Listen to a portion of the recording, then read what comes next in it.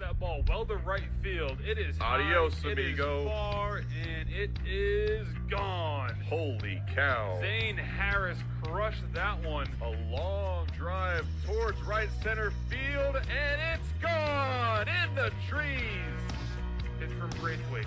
Swung on and missed, and the ball game is over. The Harbor Hawks have defeated the Cotuit Kettleers. That one is a good long drive towards left field, and gone! You're listening to the Harbor Hawks Baseball Network. An afternoon matchup between the Brewster Whitecaps and the Hyannis Harbor Hawks is just moments away from Stony Brook Field in Brewster, Massachusetts. Austin DeCouta alongside Lincoln Revill for what should be an exciting ball game between two teams with powerful offenses. Lincoln, the Harbor Hawks getting ready to take the plate, and let's take a look at that Harbor Hawks starting lineup, starting with Clark Elliott, who's in the leadoff spot.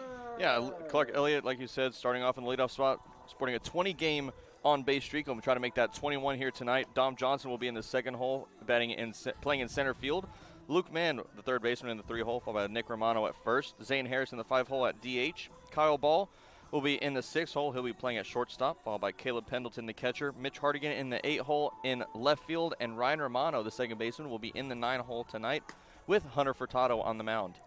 The Whitecaps in their home teal jerseys with white lettering, white pants, and navy socks as the throwdown by Curtis Byrne is on the money, and we're ready to begin. It's McIlvain on the mound, Chris McIlvain from Vanderbilt. Let's have a ball game. As we are moments away. Right fielder from Michigan, number 25. Clark Elliott will lead us off tonight. The right fielder from Michigan, Elliott, has been a mainstay of the Harbor Hawks lineup all season long and has found himself in the leadoff spot on nearly every game. First pitch of the night from McIlvain. A ball that misses just below the knee, 1-0 the count to Elliott. Elliott batting .337, 2 homers, 7 runs batted in. He has some power in addition to speed, as that one's a called strike, 1-1. A true 5-tool athlete from Michigan. Elliott, a big Chicago Cubs fan.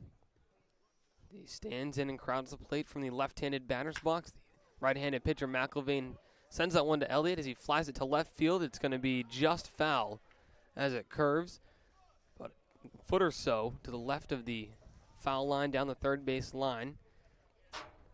1-2. Yeah, that would have been a good extra base hit to start us off here tonight. And Elliott almost had a hit and reached base for his 21st game, but fell, like you said, just a foot over to the left. Taking a look at the defense for the Whitecaps, it's McIlvain on the mound, Curtis Byrne the catcher. Over at third is Bullard, at short Trey Faltini, Nick Biddison at second, and Jake Thompson at first. Castillo in left, Bingham in center, and Lazilli in right.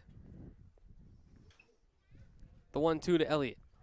Misses high, 2-2.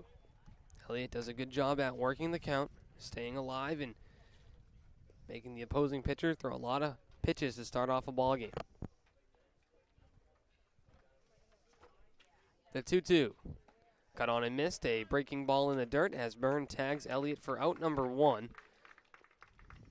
Good start by McIlvain. Yeah, McIlvain throwing that one by Elliott. Elliott almost with an extra base hit earlier in the at-bat, but instead he goes down, and a good out number 1 for the Whitecaps. That'll bring up Dom Johnson, who's in center field today for the Harbor Hawks. We have a glove switch over at third base as Bullard switches out his leather. Johnson getting ready to dig in. Comes into this at-bat, batting .264 on the season. We've seen him in all 3 outfield positions, left, right, and center. As McIlvain winds up and fires a first pitch in the zone, 0-1.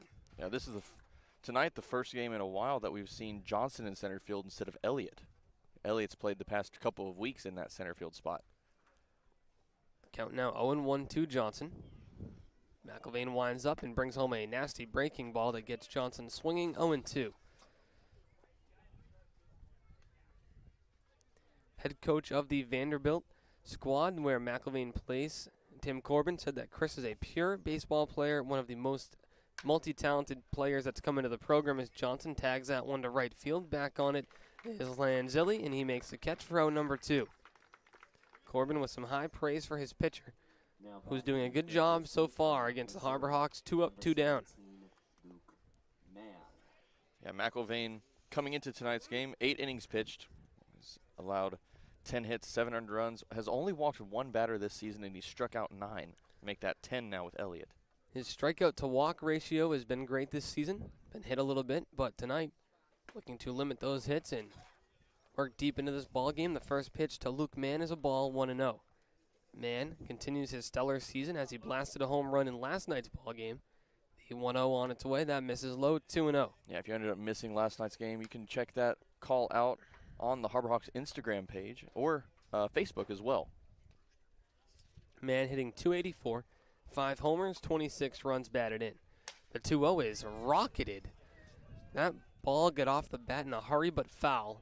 2-1. Some good exit velo on that one, but Mann unfortunately breaks his bat on that one, so he'll go retrieve a new piece of lumber from the dugout. 2-1 the count. That was an incredibly well-hit ball for that broken bat. Got off the bat in a hurry.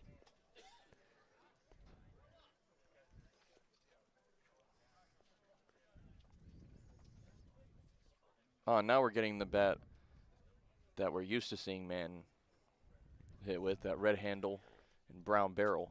2-1 is a breaking ball that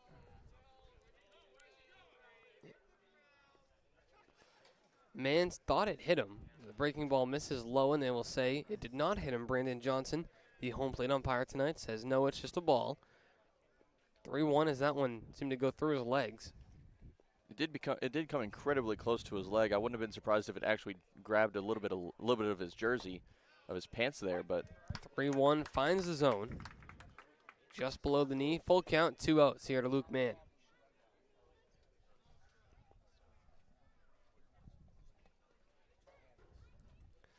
McIlvain winds up and fires. Fastball that misses, so Luke Mann will draw the walk and put him on first base with 2 away.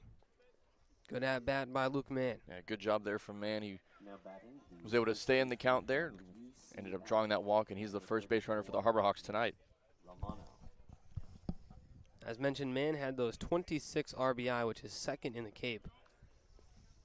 No RBI for him here, but he does reach base and add to that impressive OBP, which brings up Nick Romano, who's over at first base tonight, as McIlvain will have to work from the stretch for the first time in the ballgame as he brings home a fastball that misses 1-0. Harbor Hawks looking to break a 5-game losing skid tonight against the Whitecaps. The most recent loss coming against the Red Sox last night, where we ended up with a 9-2 loss. The 1-0 to Romano. Fastball that he skies to shallow right center.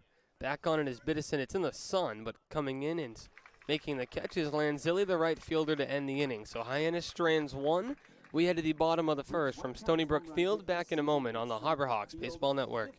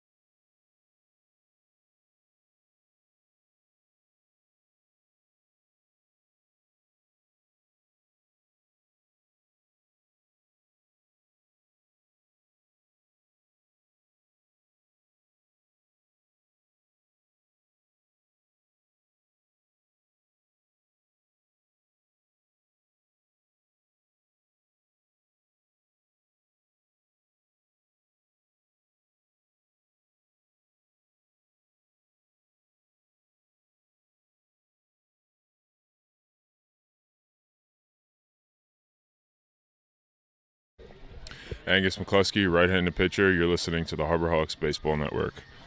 Bottom of the first inning, just moments away from Stony Brook Field, but first a look at the Brewster Whitecap lineup. Batting first today, Spencer Jones, the designated hitter. Batting second, Tony Bullard, the third baseman. In the 3 spot, Jake Thompson, the first baseman. Batting fourth is the right fielder, Chris Lanzilli. Batting fifth, Chad Castillo, the left fielder. Batting sixth, the catcher, Curtis Byrne. Batting seventh, Nick Biddison, the second baseman. Batting eighth is Trey Faltini, the shortstop. And batting 9 is Mac Bingham, the center fielder.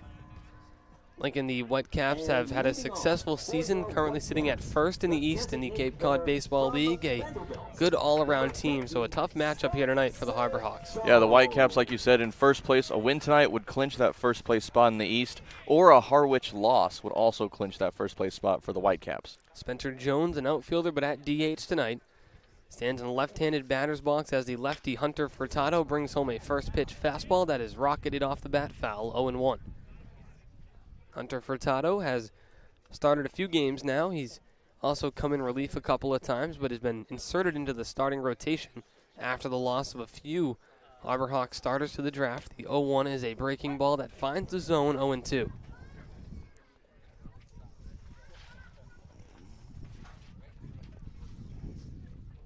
Furtado with 17 strikeouts in 20 2/3 innings pitched does a good job at punching out hitters and limiting base runners. That one is spiked in the dirt, 1-2. Yeah, he struck out 17 batters, only walked 8 so far this season, and he's looking for strikeout number 18. The 6'4" left-hander from Atlantis, Florida, gets the signs from his catcher, Caleb Pendleton, who is back behind the plate. Pendleton a couple of days off in recent games as that one misses for a ball, 2-2.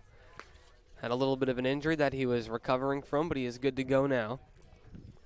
In the meantime, we saw a lot of action from Ryan Proto and even Joey Raffelli, who made his first start of the season. Count 2-2 as Furtado brings home a breaking ball that is hit on the ground at first. Backhanded by Nick Romano. The flip on to Furtado. Covering is not in time. Spencer Jones legs out an infield single. And the Brewster Whitecaps have their leadoff man on. Yeah, it was a good idea. Good job from Furtado getting over to first base. Unfortunately, he just couldn't get there in time as it looked like it was a tie between him and Jones. And Jones, unfortunately, with the tie, gets the upper hand.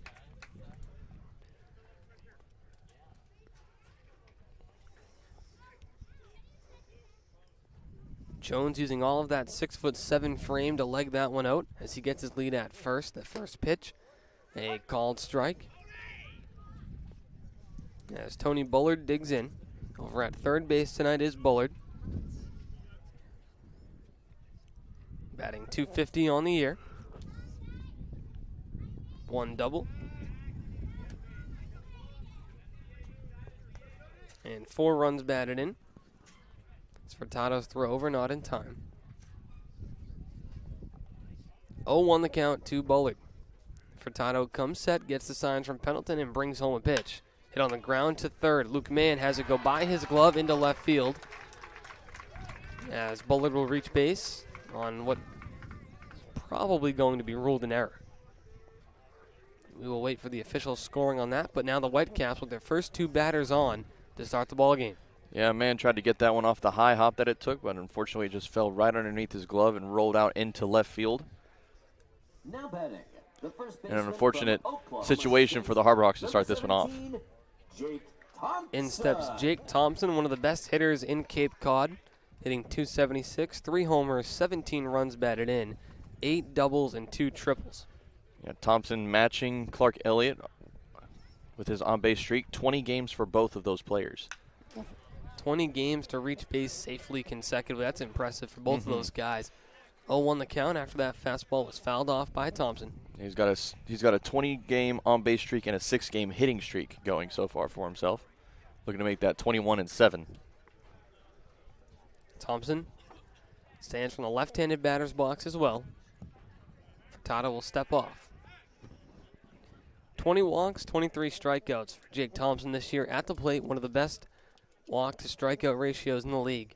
Does a great job at the plate, a very selective hitter. The count is 0-1. Furtado brings home a breaking ball that misses near the head. Count evens up at 1-1.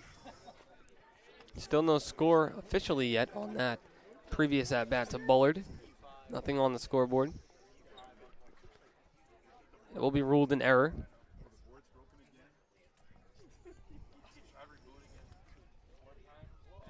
The 1-1. Fly ball down the left field line. Luke Mann and Kyle Ball going to give it a look. It's going to drop in front of the stands as Kyle Ball nearly takes a tumble into the bleachers, but holds his footing. It's 1-2. Yeah, open seating down that third base side. Lots of vulnerable fans just past the Whitecaps dugout. And Kyle Ball almost running into a couple of them on that foul ball. 1-2 the count to Thompson Lincoln.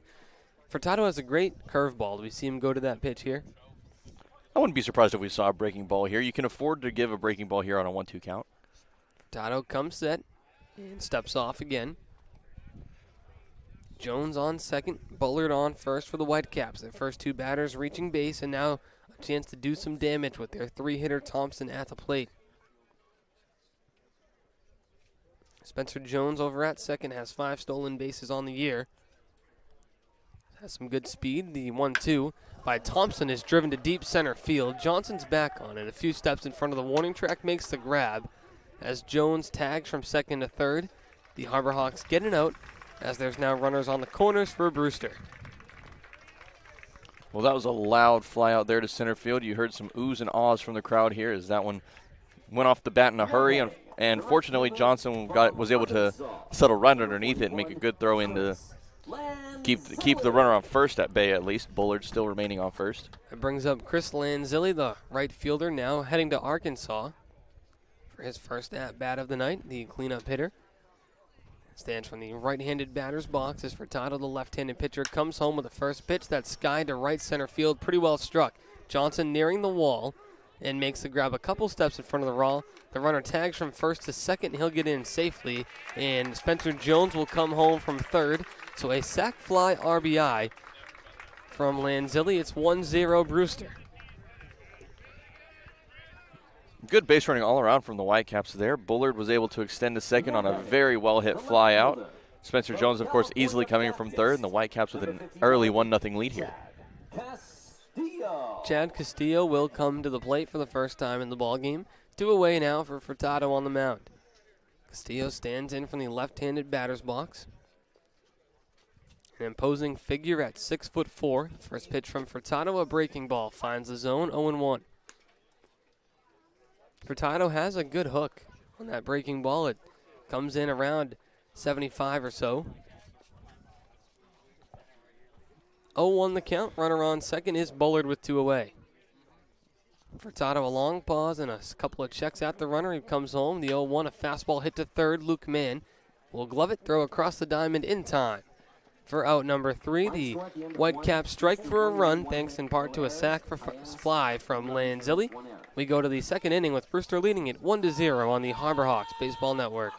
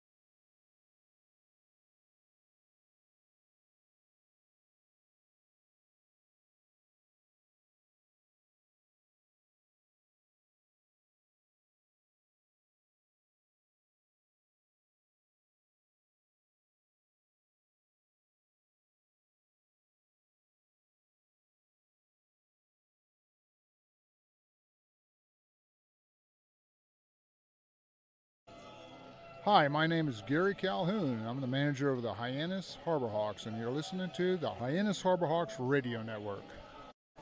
Back here for the top of the second inning as the Harbor Hawks are trailing by a run. Austin DeCouta alongside Lincoln Revill from the broadcast booth at Stony Brook Field. Zane Harris, Kyle Ball, Caleb Pendleton due up for Hyannis here in the top of the second. 5, 6, 7. The Harbor Hawks got one base runner in that top of the first. It was a walk to Luke Mann, who was left stranded over at first base. If you're just joining us, the Whitecaps lead at 1-0. A leadoff single by Spencer Jones, followed up by Bullard reaching on an error, and then a sac fly later in the inning by Lanzilli, which brought home Jones from third base. Number 33, Zane Harris. In steps the DH, Zane Harris from Wright State. Harris from the left-handed batter's box with McIlvain still on the mound. The right-hander from Vanderbilt fires a fastball that misses 1-0.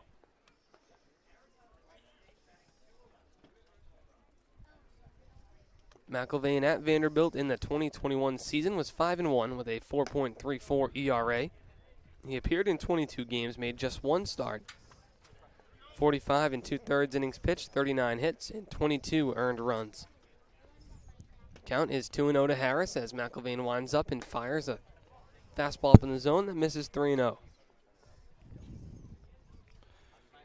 Good spot here for Harris. We've seen him fight back quite a bit, make some great battles this season, including one last night and a couple of games up to this date. Harris knows how to work the count. 3-0 here, Lincoln. Does he have the green light early in the ballgame? No, not early. Not this early, no. Red light.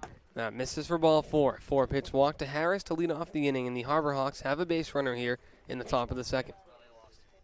Yeah, good decision there. That one missing just a bit too far down low. Pitch could look appealing to a lot of hitters, but Harris decided to let that one go, and now he's standing on first with a free base. That'll bring up Kyle Ball, the shortstop from Stetson.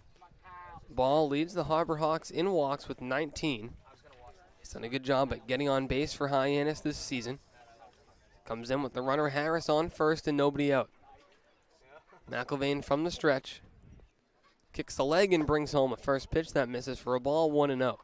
Now, Lincoln, that's 5 straight balls to start the inning off. If you're Kyle Ball, are you taking until you get a strike? Oh, yeah. You want to, after a 4-pitch walk, I'd say any 4-pitch walk at any point in the game, you have a red light until you see the next strike. The 1-0. Ball cuts on that one. Foul tips it. It's held on to by Curtis Byrne behind the plate. 1-1, the count evens up.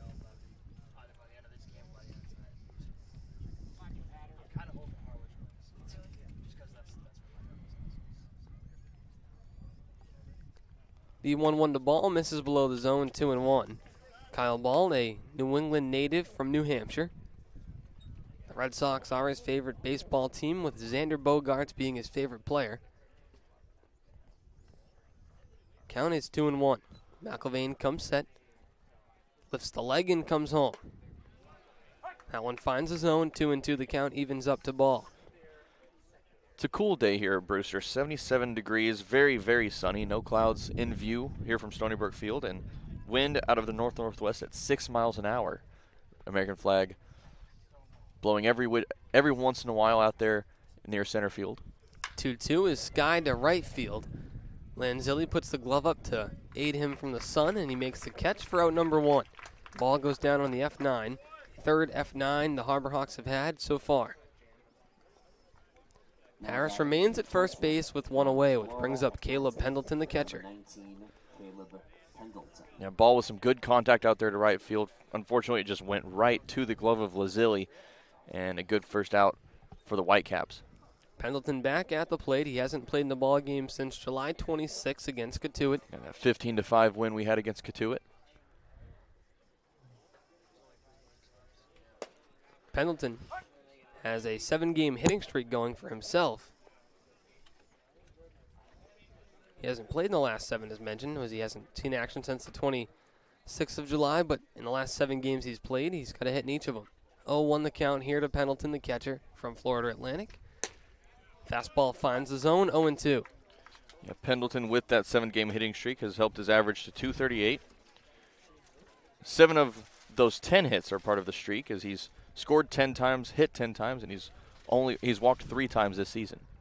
Count is 0-2. McIlvain comes set and brings home a fastball that's by Pendleton for out number 2. He goes down swinging. I'd say this is a good little bit of redemption for McIlvain. He started off with a 4-pitch walk. Since then has had 2 straight go down, and now Mitch Hardigan hoping to keep this inning alive for the Harborhawks. We've seen a lot of hard hit balls from him in recent games. Here comes Mitch Hardigan, as mentioned. He stands in from the left-handed batter's box with 2 away and Zane Harris on first. First pitch, a fastball that misses low, 1-0. Hardigan from Jupiter, Florida.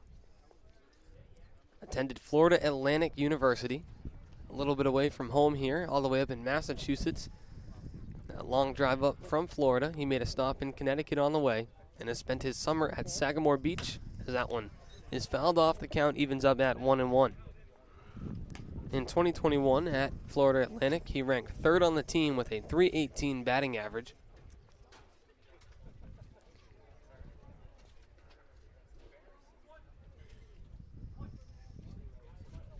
Led the squad and ranked 5th in the conference with 19 doubles at Florida Atlantic. A great season from Hardigan.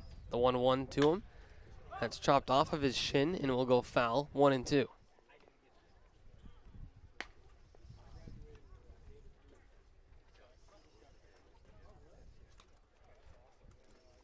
Mitch Hardigan from the left-handed batter's box with at number 28 in orange lettering, white outline on the back of his jersey.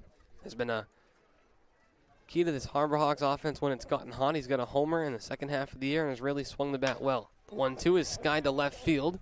It's going to hang up long enough for Castillo to make the catch and end the inning. The Harborhawks strand a runner as Harris was left over at first after his leadoff walk. We head to the bottom of the second as Brewster comes up to bat.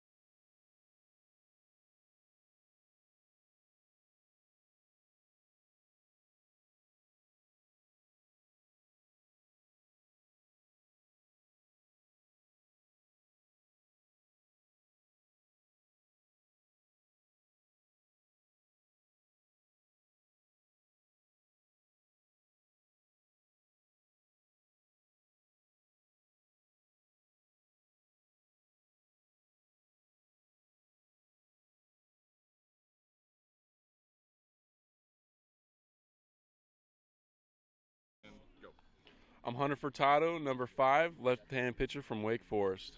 I'm Austin Wallace, number 18, left-handed pitcher from the University of Texas. And you're listening to the Harborhawks Baseball Network. Back here with Hunter Furtado on the mound for the bottom of the second inning. Before we begin, a quick word from our sponsor, Curry College. Curry College is where you go to become anything you want. Curry prepares students to engage in successful careers with learning beyond the classroom.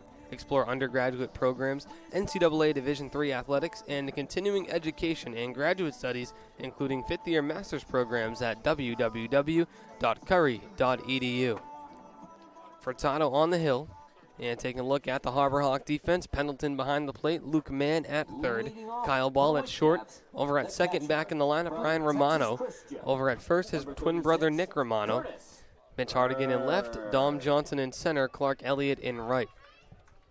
Curtis Byrne, the catcher, due up to lead us off for the Whitecaps as he drives that one to right field. Elliott moving over towards the right field line, makes the catch, out number 1. 1 pitch, 1 out. An efficient first out there for Furtado, of course, finding the zone with that first pitch, and Byrne, of course, lofting out to right field. Good catch there from Elliott for out number 1. The second baseman from Virginia. That'll bring up Nick Biddison. He's second baseman. Nick Biddison. Biddison from Virginia Tech.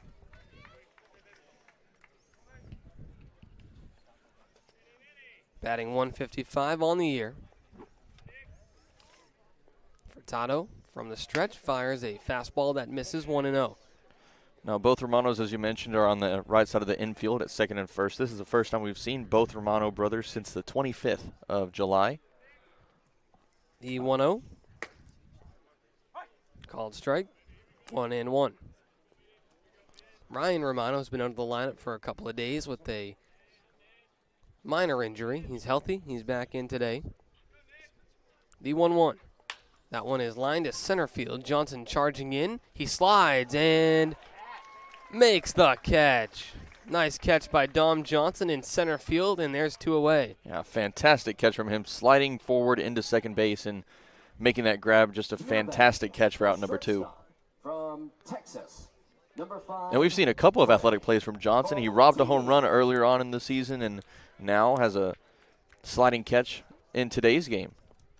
One of the best defensive and all-around outfielders. He has some power at the plate, great speed on the bases, and clearly a good glove as well. Trey Faltini due up now for the Whitecaps, the shortstop, in the 8th hole tonight. 2 away here in the bottom of the 2nd. Furtado goes from the stretch even with no runners on base. The first pitch, strike 1.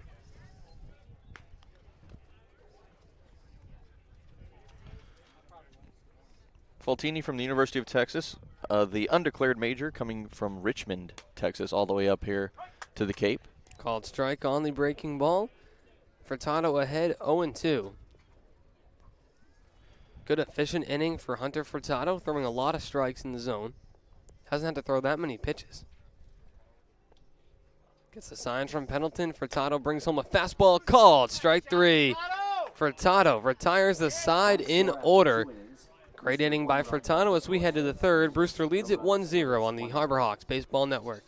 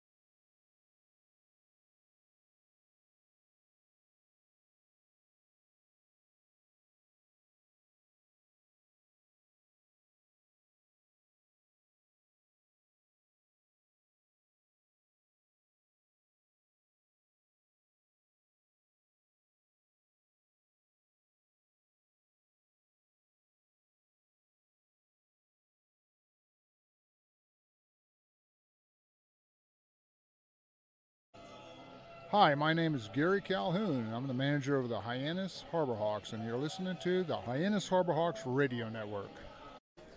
The 3rd inning just moments away from Stony Brook Field. Before it begins, let's toss it over to our sideline reporter, Taylor Farmer. Thanks, Austin. Really good pitching there from Hunter Furtado. And he mentioned earlier when he was on the broadcast a couple days ago just how much he's going to miss this team and miss pitching in this league. And Austin Wallace said the same thing earlier, calling it a summer to remember. He said he's really enjoyed working with Coach Korn, and it's definitely been a learning curve being up here this summer, but he's learned to make those adjustments, and he's really going to miss hanging out with the guys in the bullpen. They've truly become his best friends. Thank you very much, Taylor. Ryan Romano will lead us off as he takes a first pitch strike. And Lincoln, Taylor mentioned how a lot of the pitchers have given a lot of their credit to their success to Coach Korn, the pitching coach for the Harbor Hawks. He's made a huge difference for a lot of these guys. As Romano hits that ball well to left field, back towards the wall is Castillo. He'll make the catch a few steps in front of the warning track for a loud out number 1. But going back to Coach Korn, Lincoln, he's seemed to transform some of these pitchers, and a lot of them, and I know Austin Wallace said this, he said, I've learned more from Coach Korn than I've learned from anyone before. Yeah, Coach Korn has such an impact on these players, and even though they've been here for such a short time, I think we've seen quite a bit of improvement from everybody on the pitching staffs, really, and just he's been fantastic working with these players and just working them, and I think they're going to be a lot better once they go back to their colleges, and they're going to make an impact at all of their schools. Back to the top of the order in Elliott as he fouls off a first pitch 0-1. He helped transform Jonas Scalaro to a starting pitcher, and Scalaro made the Cape All-Star team, 1-1 the count. 2 pitchers from the Harbor Hawks named to the All-Star team, Scalaro and Adrian Saravo, 2 of the most consistent starters all year for the Harbor Hawks. Count 1-1 to Elliott. The pitch from McIlvain is cut on and missed, 1-2. Good breaking ball there Gets Elliott just out in front. Yeah, Adrian Saravo, as we know, just named as the team MVP for the 21-21 season. He's a fantastic ball player and a fantastic person to have on the team. He's just a ray of sunshine when he's in the dugout for the Harbor Hawks. 1-2, grounded to first. Stumbling and flipping onto the pitcher, McIlvain, is Thompson. As Elliott goes down on the ground out. Nice recovery from Thompson, and there's 2 away. Yeah, Thompson almost stumbling a bit and could have had some trouble there had McIlvain not gone over to first. Good job from him to get over there and get that second out. That'll bring up Dom Johnson, who's in center field. We saw him last inning make a great sliding catch to take away a base hit, if not extra bases. McIlvain looking good on the hill for Brewster. As the first pitch to Johnson is cut on, fouled off of Byrne. Johnson took a big cut at that one. 0-1.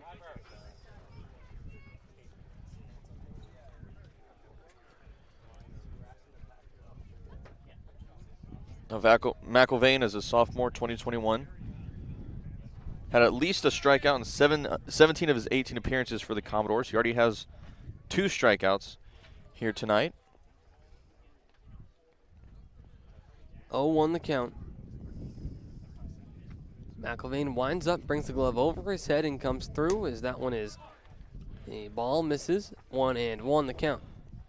Now Austin, listen to this. McIlvain during his senior year of high school, strikeout to walk ratio 103-11. Well, that's incredible. Very much. Has to be one of the best. That one's fouled off. 1-2.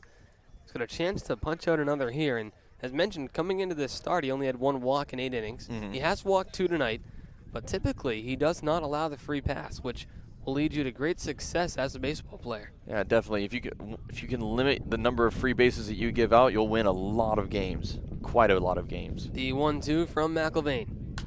Johnson swings at it, fouls it off. Count will hold at 1-2 as that one heads back towards the school behind the field here.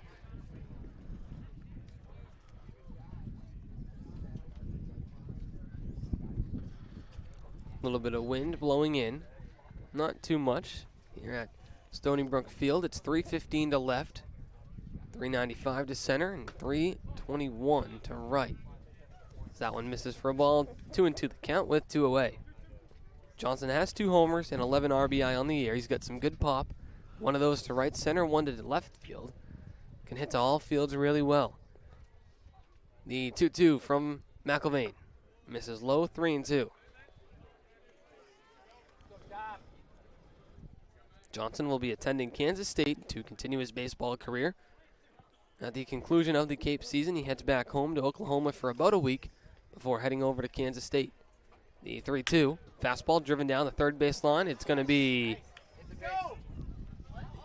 foul ball. That was not a foul ball.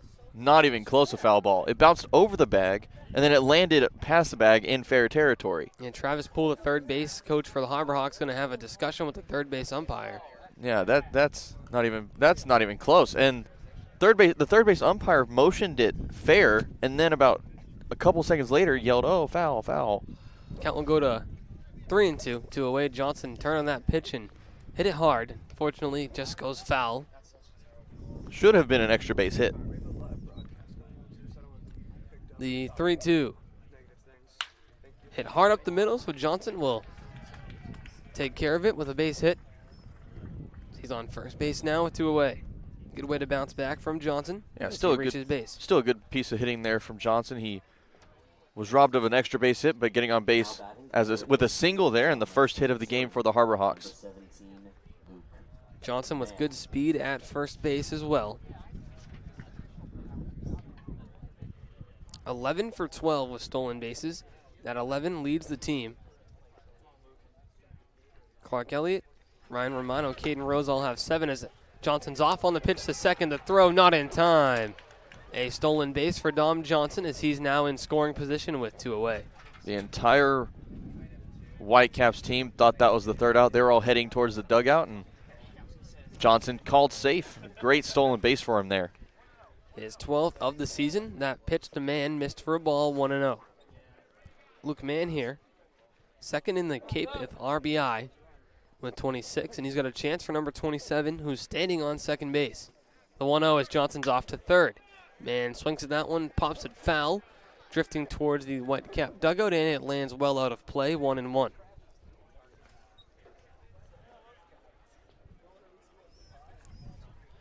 Luke Mann has become a mainstay of the lineup. Like in the first half of the year, was in and out a bit, and then he found his swing the second half of the year. I mean, that average has shot all the way up. Yeah, coming out of 284. Coming out of the like the midway point in the season, things really started clicking for Mann, and he's gotten all 5 of his home runs in this second half of the season, and his bat has been electric this second half. The 1-1 from McIlvain to Mann finds his own 1-2. As you mentioned, all 5 home runs in the second half, all but one of his doubles in the second half. So he has just been incredible, and he's found a home in that 3 spot in the order. Yeah, last night he had a towering 2-run home run over the right field wall that went about midway into the trees. It was a fantastic piece of hitting. Right off the bat, you knew it was going a long way out. The 1-2 to Mann, popped foul, drifting towards the Whitecap dugout. Over to give it a look is Bullard, as it's going to land out of play again. 1-2, the count will hold.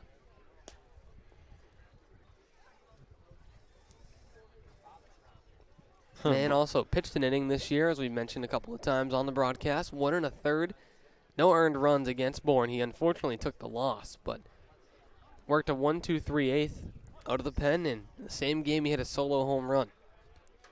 Count is 1-2.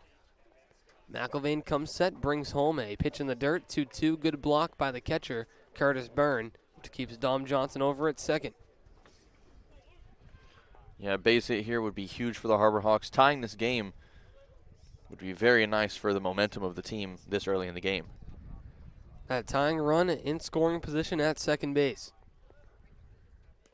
McIlvain comes set, gives a look at Johnson at second, and will come home. Man, kind of a half swing, but he did go around, and that's going to be out number 3. Hyannis will strand a runner at second as we head to the bottom of the third on the Harbor Hawks Baseball Network.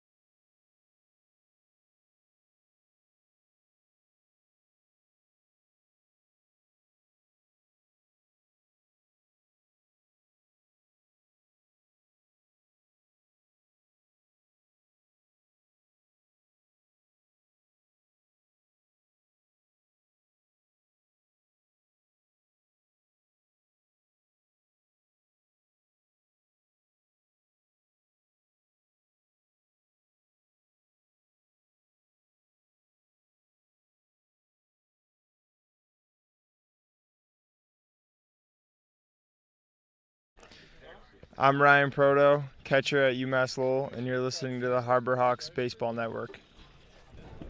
Back here for the bottom of the third inning, 9-1-2 due up for the Whitecaps. Mac Bingham, Spencer Jones, and Bullard due up.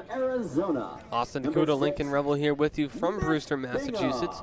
An earlier start today, Lincoln 4 p.m. as Stony Brook Field does not have lights, so we'll be battling sunlight as the game progresses. Mac Bingham swings at the first pitch for Tato. Flashes the leather and grabs it in the air and throws on to first for out number 1. 1 pitch, 1 out. Same way we started the bottom of the second inning with 1 pitch, 1 out. Yeah, great bit of reflexes there from Furtado. He was able to pick that one over his head out of the air and toss it over to first for that first out. A play that you wouldn't expect to be athletic, but it's actually quite an athletic play to make. Spencer Jones back at the plate, 6'7", lots of size. And he used his speed and size to leg out an infield single to lead off the bottom of the first. He would eventually come around to score. First pitch to Jones is fouled off, 0-1. Jones from Vanderbilt gets the day off from the field tonight as he's at DH. We've seen him a couple of times before in our previous battles with Brewster. 0-1 the count as a little lefty-lefty match appears. Furtado brings home a breaking ball that misses high, 1-1. Jones with number 50 on the back of his shirt. Very clean-looking jersey for Brewster. Count is 1-1.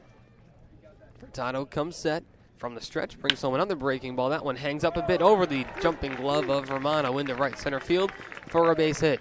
Jones will reach first base and hold over there as he is now 2 for 2 with a pair of singles. Great piece of hitting there for Jones. Good job launching that one over the head of Romano. Romano almost getting to it, but unfortunately his glove just couldn't reach it in time, and Jones now responsible for both of the hits for the Whitecaps in tonight's game. Tony Bullard back to the plate. He reached on an error in the bottom of the first inning. It was hit over to third, but couldn't be gloved by Luke Mann. One away here. Double play is in order, but good speed on the bases in Jones and decent speed at the plate with Bullard. Dangerous part of the Whitecap order coming up. Furtado would like to limit the damage as he steps off. He throws over to first.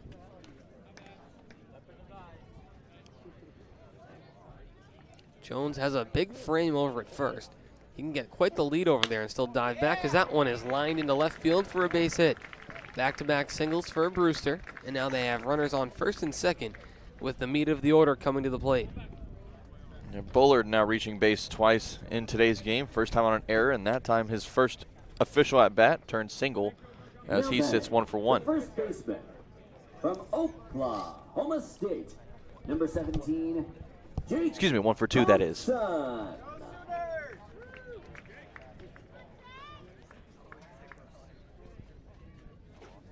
Thompson now steps to the plate. Jake Thompson, one of the best hitters in the league, as we mentioned, Lincoln. It's a 20-game on-base streak for Thompson, who extends that to 21 as that one's down into left field for a base hit. Jones is in to score. Moving up to third is Bullard. Into second is Thompson. An RBI double from Jake Thompson. And it's 2-0 Whitecaps. And Johnson with a great double there, and he now extends his on-base streak to 21 straight games and his hitting streak now at 7. Great stretch for him here. Bullard over at third, Jake Thompson over on second. Grass design on the infield, baseball right around. It's going to prompt a mound visit from Coach Ray Korn. This summer have been done by assistant coach Ryan Smythe, who's done a marvelous job in keeping the field. Korn has done a good job all season at helping his pitchers get back into the right mindset after a couple of hits in a row. Furtado retired the leadoff man, Mac Bingham, on a ground up back to the pitcher. Since then, a pair of singles and a double has extended the Whitecap lead to 2-0. Lanzilli back at the plate. He had a sac fly to drive in a run in the bottom of the first. Now batting, the right fielder from Arkansas, number 41, Chris Lanzilli. Chris Lanzilli, the Arkansas right fielder, stands in from the right-handed batter's box. Double play still in order. Rather not. Runners on second and third. Man freezes the runner. Throw to first is in time. Harborhawks get a note and a perfect play by Mann to freeze both runners and keep him on second and third. And now 2 away. Infield can back up a bit and breathe. Yeah, good job there from Mann, making sure to check the runner, make sure that he didn't get too far off the bag, and then throwing over to first for that second out. Good chance for the Harborhawks here to get out of a little bit of a pickle. The Whitecaps are jumping on the first pitch from Furtado quite often. Like in third time this inning, they've swung at the first pitch. Yeah, this is a very aggressive Whitecaps team at the plate, and you know, they're, like you said earlier, they're first place in the East, and it's easy to see why. Very good team at finding pitches to hit. First pitch by Furtado in the dirt and blocked by Pendleton. He keeps the runners at bay. Bullard on third, Jake Thompson at second. Furtado looking to get out of the inning and avoid any further damage. 1-0 the count. Furtado from the stretch. Checks his runner at second and comes home. Breaking ball tapped foul as Castillo was on top and in front of that one, 1-1.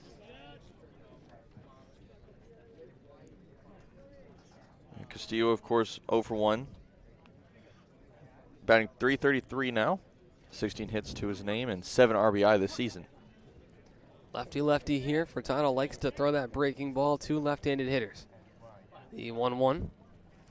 Fastball outside corner, 1-2. See where he goes back to here, Lincoln 1-2. David Furtado goes by Hunter.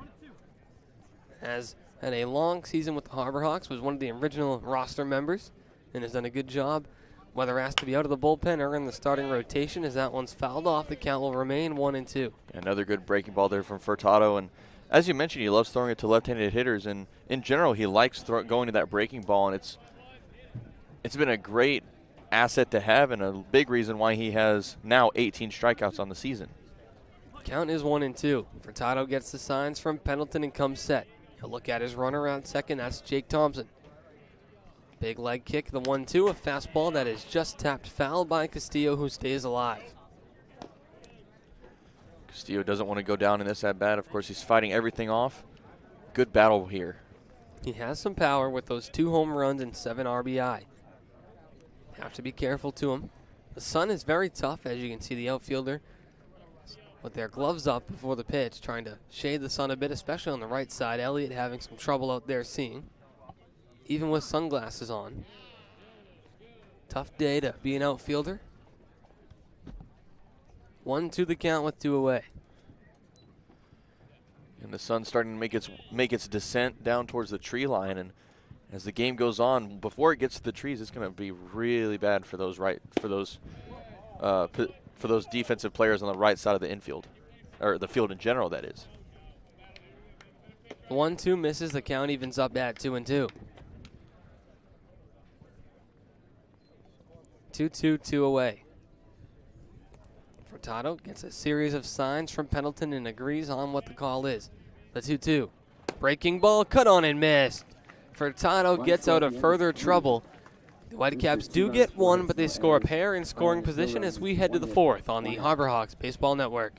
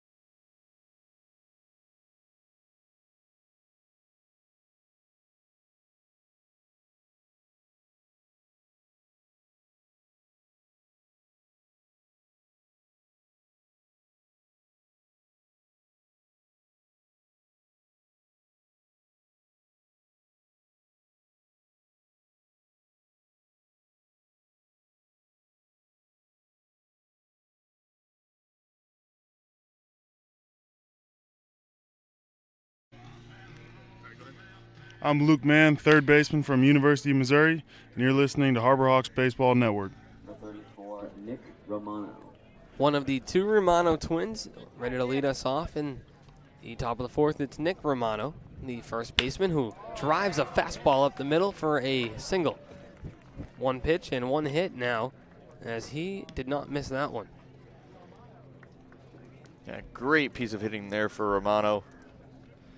Now batting. Batting average was at 306. Of course, that's going to go up just a little bit, and he finds base once again. Finds base for the first time tonight. He's now 1 for 2. Zane Harris now digs in. He drew a 4-pitch walk in his first and only plate appearance of the night. Leadoff man Romano over at first as McIlvain is back on the mound for his 4th inning of work. Harris swings through that one, 0-1. Harris, ball, Pendleton. Could see the plate this inning.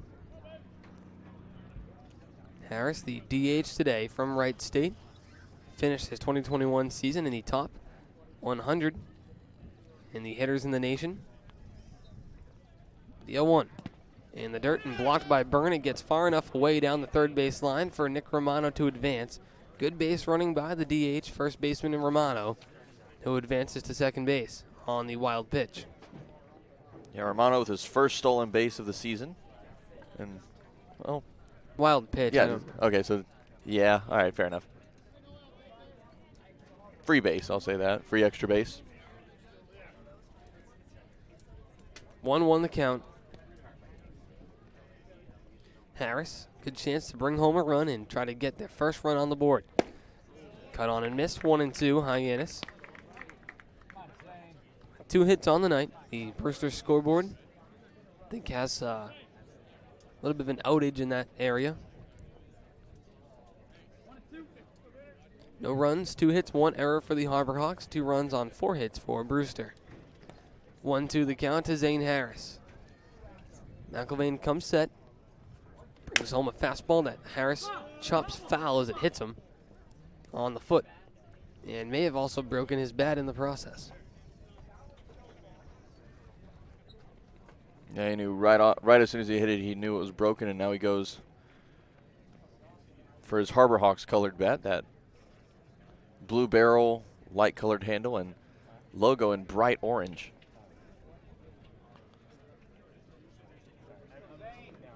1-2 is Harris. Battles here. He does a good job battling back and counts. Never really out of an at-bat at all. His time is called as a ball has skipped onto the field. Not sure where that came from. Not sure either. And no one's throwing in the Whitecaps bullpen as of yet. There's someone stretching out there, but no action as of yet. McIlvain's done a good job tonight. 57 pitches, the 58th upcoming. The 1-2 from the righty. This is up in the zone, 2-2. That one came in at the eyes of Harris. 2-2 the count.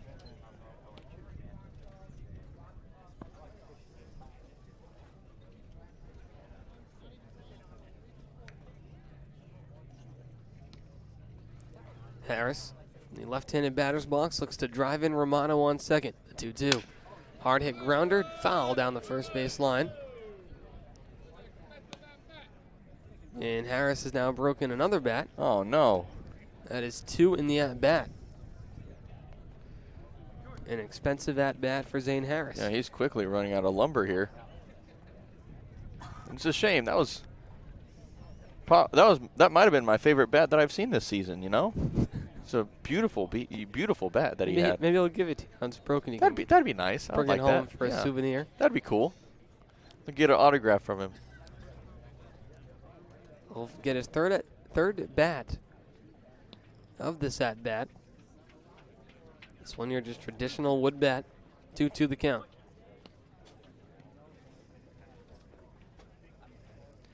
McIlvain comes set, brings home a fastball, or breaking ball rather, that misses below the zone, 3-2. Count is full. And once again, Lincoln Harris started off down 1-2, has battled back, and the count is now 3-2. Yeah, he's fought back, a true warrior at the plate, and he has the broken bats to show for it. I guess you could say battle scars in a way, quote-unquote battle scars with those 2 broken bats. Fouled off again. Harris continuing to fight here. There's a good battle brewing between Harris and McIlvain. 3-2, nobody out. Romano on second. Nick Romano led the inning off on a first pitch single. The 9th pitch of the at-bat upcoming as McIlvain comes set. Rocks a bit on the mound. Checks his runner at second. Big leg kick, breaking ball in the dirt. Zane Harris works a terrific at-bat, was down 1-2. After 9 pitches, he has a walk, and there's runners on first and second with still nobody out. Yeah, fantastic at-bat there from Zane Harris, reaching base with a free base for the second time tonight. He's been walked twice. And once again, showing just how resilient and patient he is at the plate. Kyle Ball due up. Runners on first and second. Ball on the night is 0 for 1 with a fly out to right field. Good spot for the Stetson shortstop. McIlvain checks his runner at second, brings home a first pitch fastball, which is popped foul out of play, 0-1. Kyle Ball had a sensational summer a couple summers ago with Gary Calhoun, the Harbor Hawk manager. It was 2019 where Ball was an all-star in the New England Collegiate Baseball League for the champion-winning Keene Swamp Bats, as that one is hit to right field, but foul 0-2. In that summer of 2019, Ball was an all-star and hit .307 and hit .450 during the playoffs. Wow. 6 doubles, 3 homers, 25 runs batted in, and 17 stolen bases. As mentioned, that was all under Harbor Hawk manager Gary Calhoun, so some familiarity between the two. As he's trusted Ball with a bulk of the shortstop duties this summer as he pops it up. Infield fly is called, so Ball is retired, 1 away. And the catch is also made at first by Thompson. Not the out you're looking for if you're the Harbor Hawks. You ideally move up for runners, but unfortunately for Ball, he just got under it a bit. That'll bring Caleb Pendleton to the plate. Another guy whose bat has gotten hot the second half of the year. Yeah, that was a fortunate first out there for the Whitecaps. That one didn't leave the infield. Infield fly was called, and all runners had to stay at their bases. Pendleton struck out swinging back in the top of the second as he takes a breaking ball outside, 1-0, and time is called. Curtis Byrne going to go have a chat with his pitcher, Chris McIlvain, on the mound. 1-0 the count to Pendleton, as Romano's on second, who led off the inning with the single. Zane Harris on first, who walked. Austin DeCouta, Lincoln Revill here with you in the broadcast booth as the Harbor Hawks look to fight their way back into this ball game, down 2-0 early on. Top of the fourth, so still plenty of time left as long as the daylight here at Stony Brook Field will allow us to work our way back. McIlvain from the stretch, the 1-0. Fouled off as Pendleton just missed that one a bit. 1-1 the count. Now this is the last time this season we'll have to worry about daylight running out on us. As you know, we have after the game tonight, we have 2 games remaining. Game at home tomorrow, and then in Wareham on Wednesday. The 1-1. Cut on and missed, 1-2. Tomorrow night, the Harbor Hawks will have to do battle with another first-place team in the Bourne Braves. Tonight, they see the first-place team in the East with the Whitecaps. Tomorrow, the first-place team in the West with Bourne. And then on Wednesday, they'll face another team who's eliminated from playoff contention in the Wareham Gatemen. 1-2. Pendleton flies that one down the third base line. Moving towards the dugout is Bullard. It drifts out of play. Count will hold at 1-2. No, I will say that game tomorrow against the Braves, probably one of the games probably one of the teams that I've always looked forward to the Harbor Hawks playing. Although they are the first team, Harbor Hawks, of course, currently in 5th place in the West. But every game with the Braves really has been pretty much neck and neck. We've played them very well and been improving against them every game so far this season. Played the Braves on opening day. It was a 3-0 loss at Dorn Park. Seen them 4 other times since as Pendleton swings over the top of a nice breaking ball from McIlvain. And there's a big out number 2 for the Whitecaps. Yeah, just a breaking ball that was thrown to perfection there from McElvain. Started up around the chest, dropped down right to belt high, and just a fantastic pitch. Mitch Hardigan back at the plate for the second time tonight. He flew out to left field in his first at-bat. Good chance to bring home a run with runners on first and second, but 2 away as Hardigan swings and misses at that one, 0-1. And another good bounce back from McElvain, allowing the first 2 runners on with a single and a walk to start off the inning, and then since then has gone with back-to-back retirements from Ball and Pendleton. The 0-1 from McElvain spikes it in the dirt, but a great block by Curtis Byrne. He's had a couple of good blocks in the inning. Count evens up at 1-1.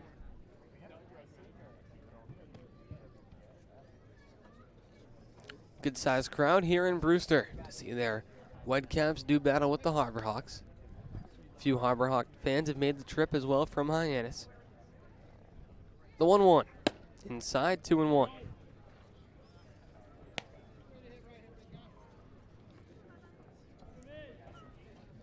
Mitch Hardigan with that 1 homer on the year and 9 runs batted in. He's had a few multi-hit games down the stretch. 2-1 the count. McElvain checks the runner at second, comes home. A fastball by Hardigan, 2-2. McElvain with a chance to get out of this inning would be a fantastic inning of work from him. 2-2, 2 away.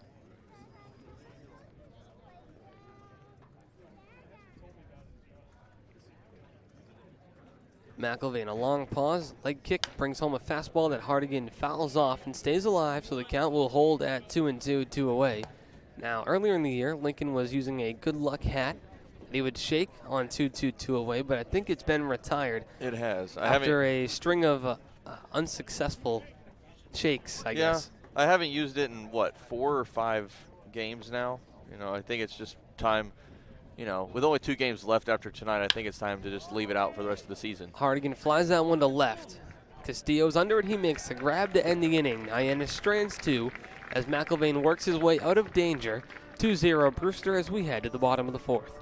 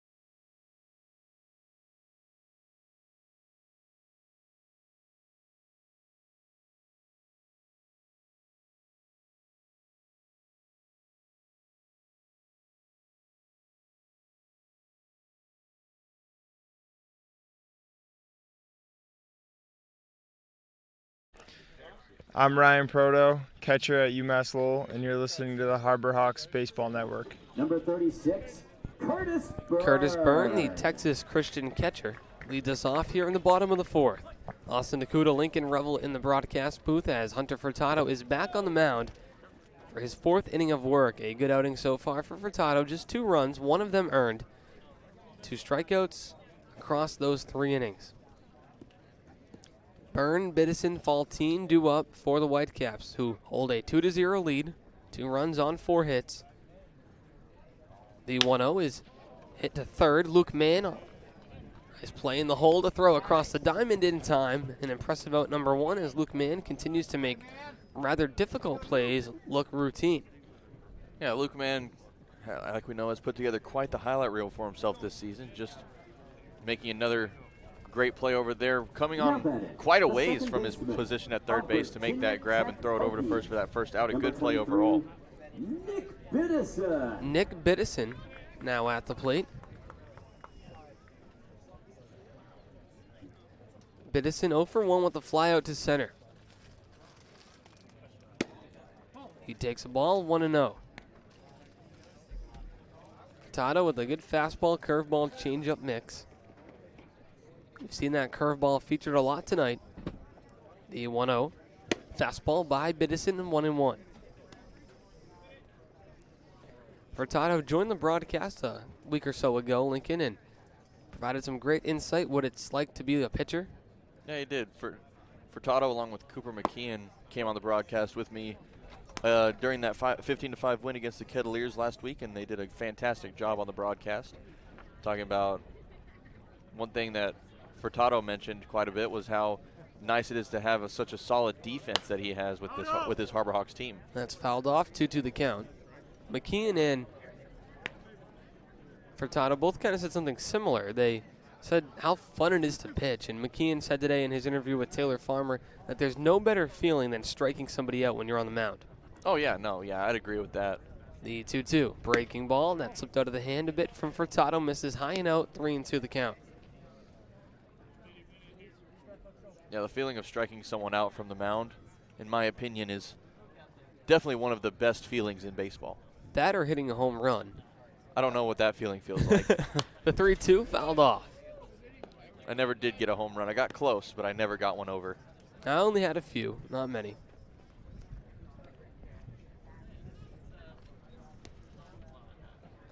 Furtado from the stretch, as he's been more comfortable going from the stretch, even with nobody on base.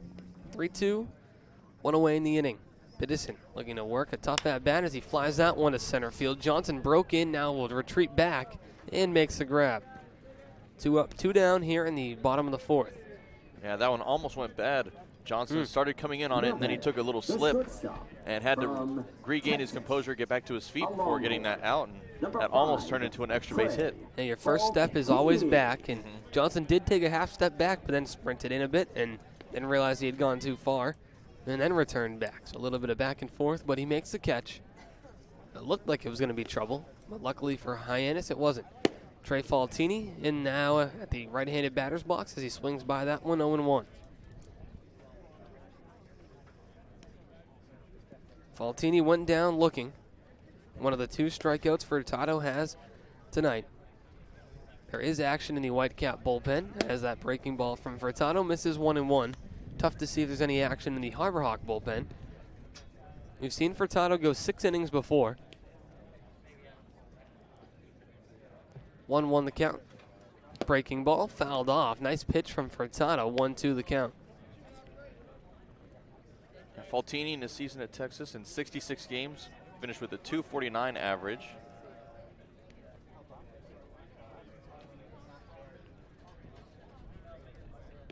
Furtado comes set, the 1-2 on its way. Called, strike 3. Furtado retires the side in order. We head to the 5th on the Harbor Hawks Baseball Network.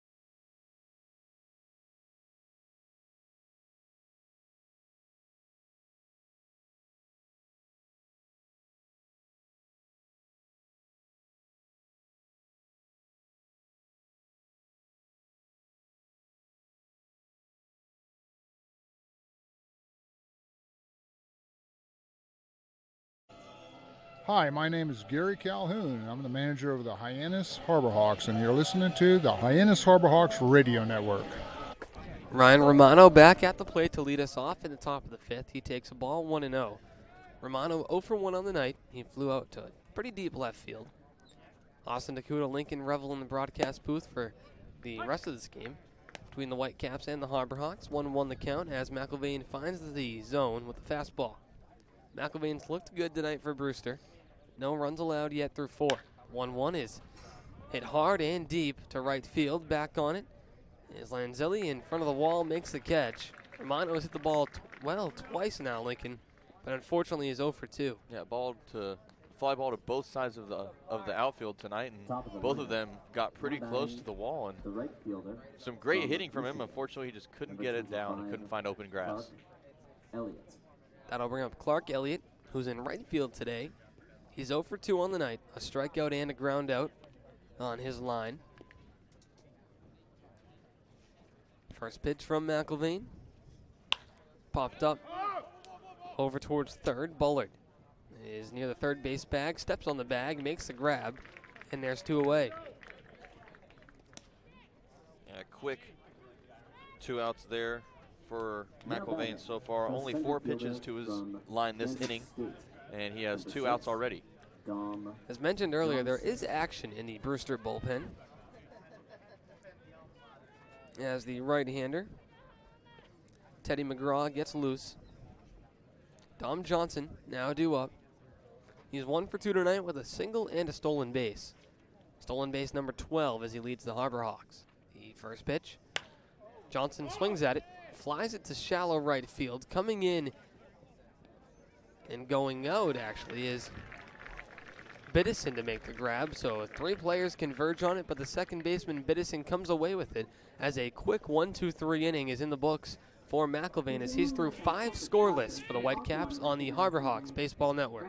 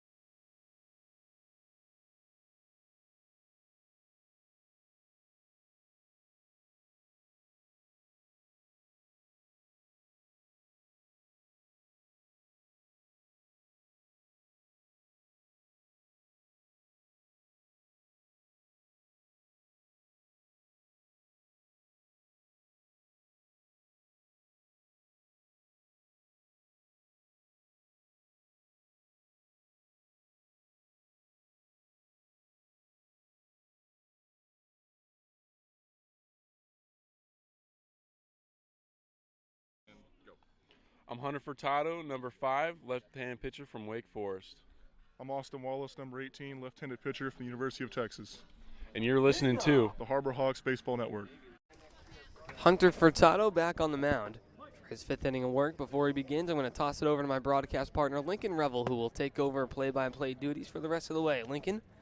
Thank you very much, Austin. Fantastic job as always. Mac Bingham starting us off for the Whitecaps. Spencer Jones on deck, and Tony Bullard will be in the hole. The 9-1-2 hole hitters for the Whitecaps coming up as Furtado brings the 1-0 pitch home. That misses down low and away for ball 2. Bingham on his line, 0 for 1. Had a ground out up the middle that was gloved out of the air by Furtado. Furtado then made an easy toss over to Nick Romano at first base for that first out in the 3rd inning. 2-0. His line, that's going to drop for a base hit. That's going to go into the left center gap, and that's going to find the wall. That's going to be Bingham rounding second. He's going to be on his way to third, going for the triple. The throw from Ball is not going to be in time. A sliding triple for Mac Bingham to open up the 5th inning. Yeah, it's a terrific piece of hitting from Bingham. He timed that ball up, and that's what perfect hitting looks like. Driving that one to the gap and good speed around the bases for Bingham. Designated hitter from Vanderbilt. His first triple of the year. Bingham hitting 118 on the season coming into that at bat, and now that's going to go up a little more as he's now 1 for 2. It's going to bring Spencer Jones to the plate, who is having quite a big night with his big body at 6'8".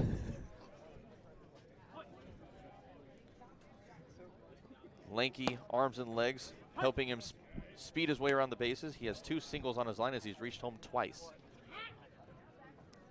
It's the guy you want up if you're the Whitecaps. Seeing the ball well off Furtado. Lefty on lefty as Furtado comes home. That 0-1 pitch misses. Evens the count at 1-1. A little bit of a late ball call there from home plate umpire Brandon Johnson. Jones, his average now at 288 as he's 2 for 2 on the night. He grounds that one over to short. Ball's going to backhand it. Throw to first is not in time. Jones beats out the throw once again for his 3rd single of the night as he's 3 for 3. And he has an RBI single as Bingham comes in from 3rd to score a run, and the Whitecaps now lead 3-0. Yeah, Kyle Ball over at short made a good play to backhand it, but he kind of patted the glove a bit, and I don't think he realized the speed of Jones. And Jones is able to beat it out over there after a little bit of a hesitation at short. Yeah, Jones at 6'8" has some incredibly long legs. He can really stride out on the base path, as we've seen already, now twice today. So now Furtado's going to face Tony Bullard with a runner on first as he swings and misses at that one, bringing the count to 0-1. Bullard 1 for 2 with a single and an error. He reached on an error in the first and had that single in the 3rd inning. He's gotten to scoring position twice, reaching 2nd after the error and reaching 3rd on the single. Count goes to 0-2 now. It's Furtado, the now Crimson Tide pitcher. He'll be going to Alabama from Wake Forest in the fall as that one's fouled off. He's going to keep the count at 0-2. Yeah, Furtado, now former teammates with Chris Lanzilli, as both players have now transferred. Lanzilli in the Whitecaps cleanup spot, now transferring from Wake Forest to Arkansas. Joining the very talented Arkansas Razorbacks. Pickoff over to first is just not in time. Spencer Jones got an extra step off and ended up having to hurry back to first, but he got in just in time. And he can afford to get that extra step, or even 2, with that 6'7" frame.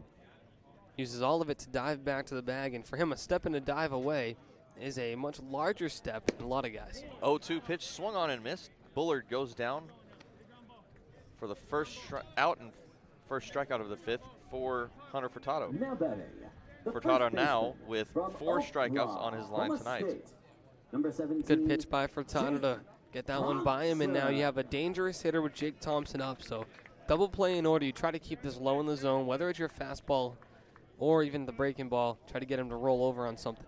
Thompson on base streak now at 21 games. He has a 7-game hitting streak as he had that double in the 3rd inning to extend that from 6 to 7. He's 1 for 2 on his line overall as the throw off over to first is not in time. Jones back in safely once again. Now 1 away, runner on first. Inning-ending double play is in order. As Furtado comes set. Kicks and delivers. That pitch just missing outside. Ball 1.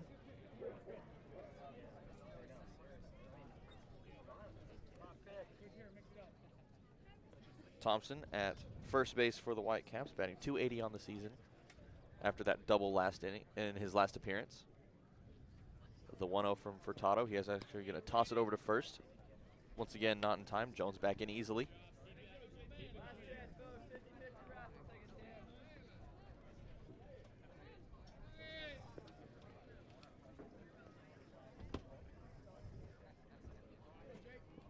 Furtado, another pickoff move to first. That one also not in time.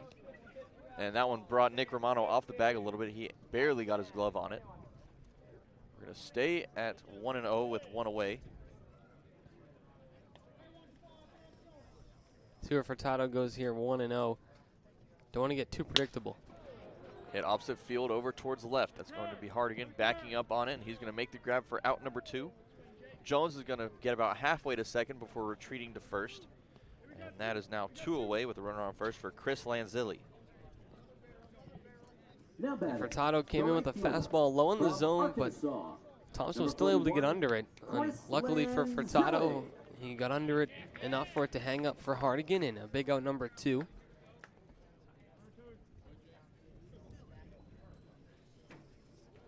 Chris Lanzilli now at the plate in the right-handed box as he watches that first pitch go outside, ball 1. Lanzilli had a sac fly in the first and a ground out in the third on his line.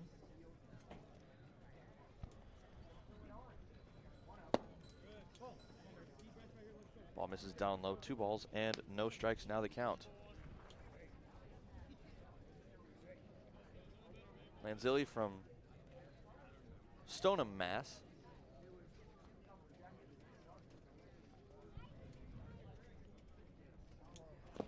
Watches that one go. That one misses in the dirt. Stopped by Pendleton behind the plate. That's going to bring the count now 3-0. 2 away. This season for the Demon Deacons, Lanzilli finished with a .259 average. Ended up with 9 RBI. Yeah, with the count 3-1 here, Lincoln. Let's see if Furtado comes back and goes another fastball. That's where it's been his best pitch in many situations. 3-1 pitch. Fastball lined into left field. That's going to drop for a base hit. Hardigan is going to come up with it on 1 hop. And that's going to extend Jones now to second base. And Lanzilli with his first hit of the night. That 2-out single here in the 5th. Now batting, the left fielder from California. And now Pendleton's going to talk to his pitcher, and Furtado, a little mound visit between the two. Just try to go over, the game plan here. Pendleton reminds him there's 2 away. There's a chance for the infield to get an out at any base. Pendleton, one of the young leaders on this team, 19 years old, does a terrific job commanding the defense. He'll be back with Hyannis next summer as well.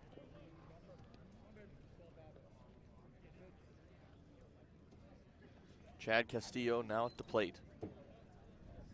Castillo in the left-hander's box is 0 for 2 with a ground out and a strikeout so far. That strikeout 1 of 4 now on the night for Hunter Furtado. Holding the bat almost above his head as he waves it around. First pitch from Furtado. Grounded over towards second. That's going to be Ryan Romano coming up with it. Furtado making his way over to first. That's going to go off his glove and into the Harbor Hawks dugout, as that's going to score another run for the Whitecaps. Spencer Jones coming in. Meanwhile, that's Lanzilli now over at third. And actually Lanzilli is going to be brought in for another run, as Castillo is going to make his way over to second now. And no, he's actually going back to third. And we're trying to figure out where to place the runners for a second. Lanzilli was going to try to sneak his way home, but just the one comes home on that play, it looks like, for now. No further conference, so. All right, so now, after that little bit of confusion there, number 36, Curtis with runners on second and third, Curtis Burns steps to the plate.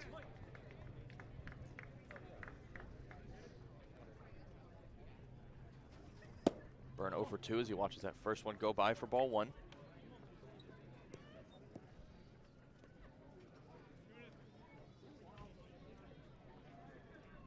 Burn from TCU at catcher for the Whitecaps tonight as he watches that one inside. Count now 2-0. Harbor Hawks looking for that third out, looking to get out of this inning without letting another run across. Whitecaps now have a 5-0 lead. Excuse me, that's 4-0 should be. High chopper over to short. Ball's going to pick that one up on a long hop. Throw to first is in time for out number 3. Whitecaps add 2, and they now lead 4-0 on the Harbor Hawks Baseball Network.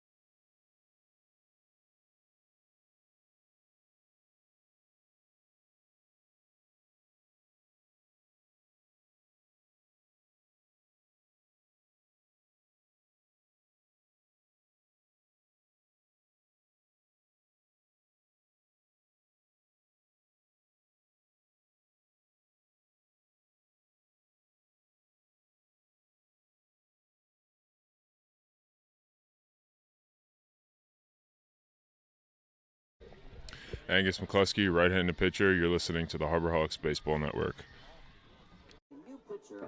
Harbor Hawks Baseball Network coming to you from Stony Brook Field for now the 6th inning of play between the Harbor Hawks and the Brewster Whitecaps. Before we get started with that, a quick word from our sponsor, Milton Cat.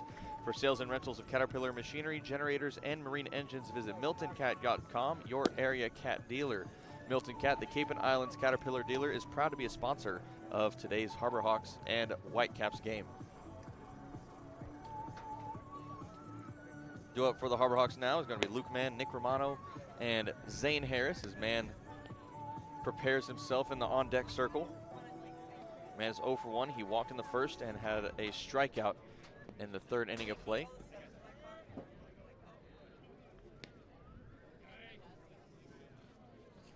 Looks like it's going to be a new pitcher on the mound for the Whitecaps as Teddy McGraw comes in relief of Chris McIlvain. McIlvain with an outstanding outing tonight. That's just a terrific night for McIlvain. 5 innings, 2 hits, no runs, 3 walks, 4 strikeouts. The walks unusually high for McIlvain, who typically doesn't walk many, but just a terrific job at limiting the base runners. And when he got guys on, just working himself out of trouble. There was a couple times the Harbor Hawks were threatening, and even back in the top of the 4th, they had the first 2 batters on, but he then got 3 straight outs. So a terrific night for McIlvain, and now McGraw will look to pick up where the Vanderbilt righty left off. Yeah, McIlvain, of course, came into this game with only 1 walk. He walked 3 tonight, so his total for the season now at 4. As Luke Mann steps in, his first pitch is outside for ball 1.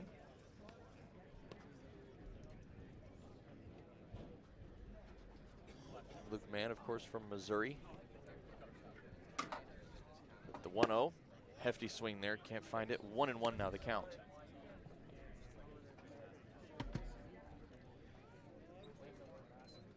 And a powerful hitter from that left-handed side. He makes solid contact with the ball. It goes quite a ways as he checks his swing. Did he go? No, he did not, says the third base umpire. 2-1 now the count. Man, his favorite MLB team, the Texas Rangers. Great choice, I think. As the count now 2-1.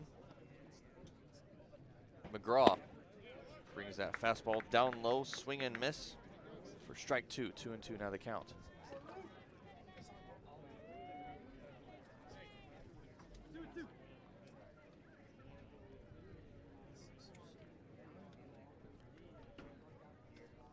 McGraw with that pitch, high chopper over to first. Thompson's going to pick that one up himself, step on first for out number 1. And Mann now goes down to 0 for 2. And Mann just got a bit on top of that one, a high chopper. He hit it hard, but that's what happens. You got on top of that one, kind of hit it into the ground, but good start if you're McGraw on the mound. It's always important coming out of the bullpen to get the leadoff man out. Teddy McGraw, the New York native, has 24 innings so far this season. 15 runs have scored off of him on 26 hits. As that one's hit over to first once again. Thompson with yet another put out himself for out number 2. And Jake Thompson just doing it himself over there at first this inning. He doesn't need the other 8 guys, apparently. Now batting the designated hitter. Another good hard hit ball, though, by Romano. Just a bit late on it, but still hits it hard enough into the ground. Fortunately for him, he's now 1 for 3. Yeah, very quick 2 outs here for the Whitecaps as back-to-back 3 unassisted. Zane Harris now at the plate, watches that one go high for ball 1. Harris has had quite a night at the plate. He's walked twice.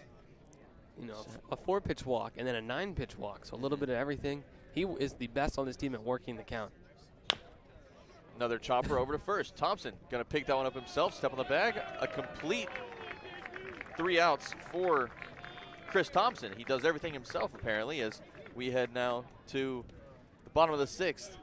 Whitecaps up 4-0.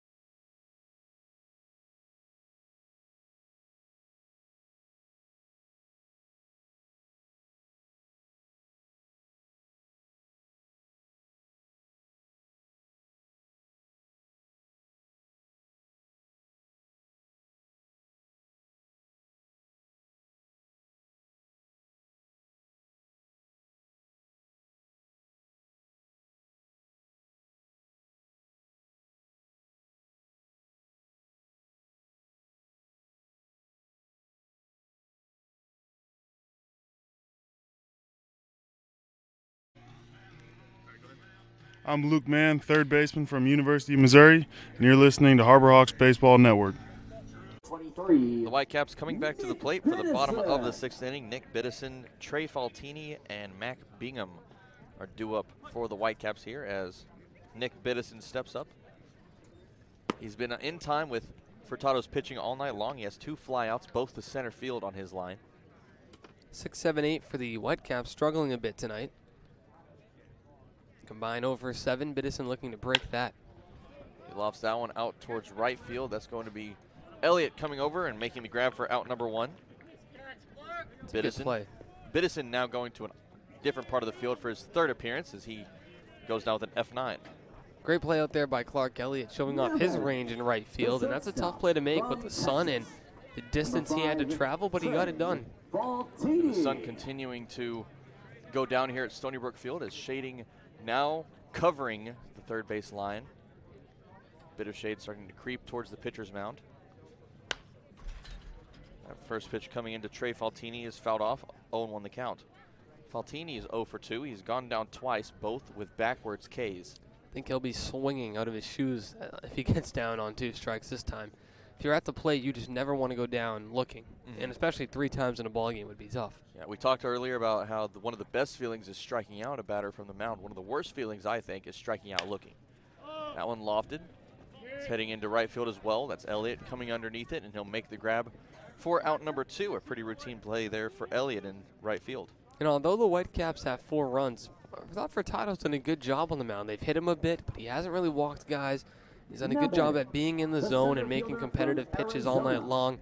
Not a bad outing at all for Hunter Furtado. He has no walks, Lincoln. Yeah, no walks on the night. 8 hits, no free bases given up. I'd say that's key. Yeah, great outing overall for Furtado. Line down the first base side and foul.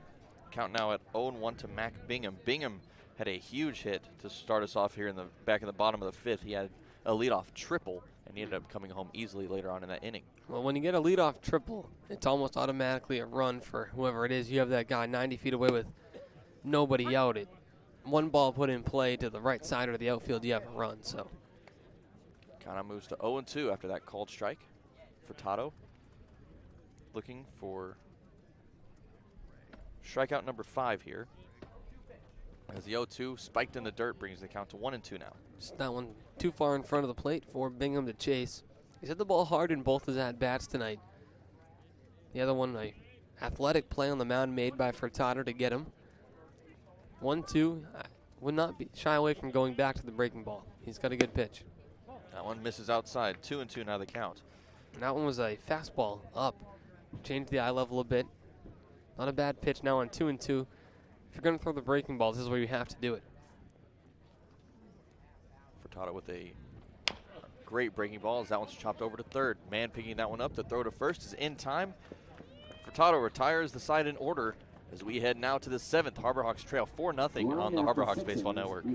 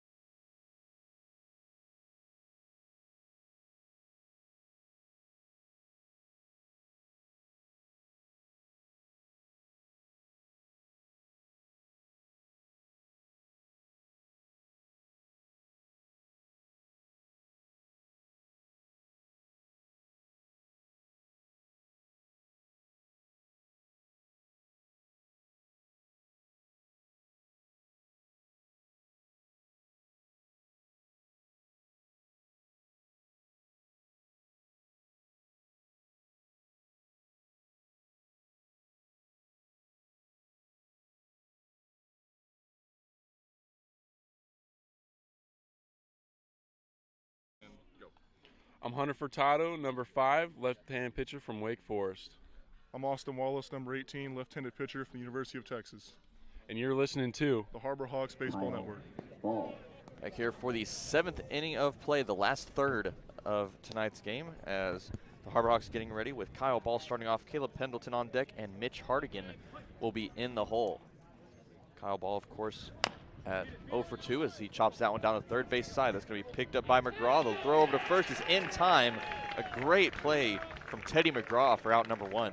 Well, if you ever think pitchers aren't athletes, look at Teddy McGraw in this one. I mean, he gets off the mound in a hurry, plants his foot, and fires that one first. That's one of the best plays you'll see from a pitcher.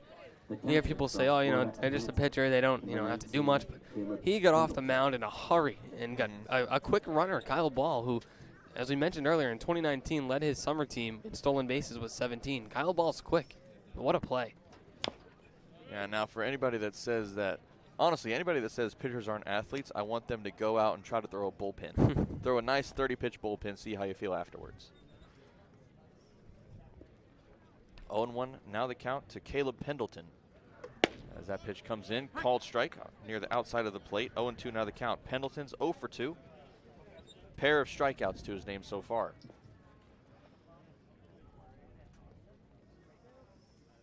McGraw, the right-hander, brings the 1-2, popped up.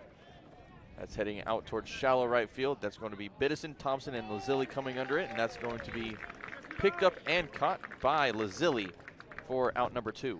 It was a hanging breaking ball, but Pendleton was just a bit late on it and under it. And unfortunately for him, he goes down on 0 for 3 now. Number 28, Mitch Hardigan. Quick 2 up, 2 down for the Whitecaps as Mitch Hardigan steps up. Hardigan also 2 identical putouts with F7s in the 2nd and 4th innings of play. McGraw with that first pitch misses inside and low. 1 ball on no strikes to count. Hardigan overall came into tonight batting .212. Of course, that has gone down to now .209.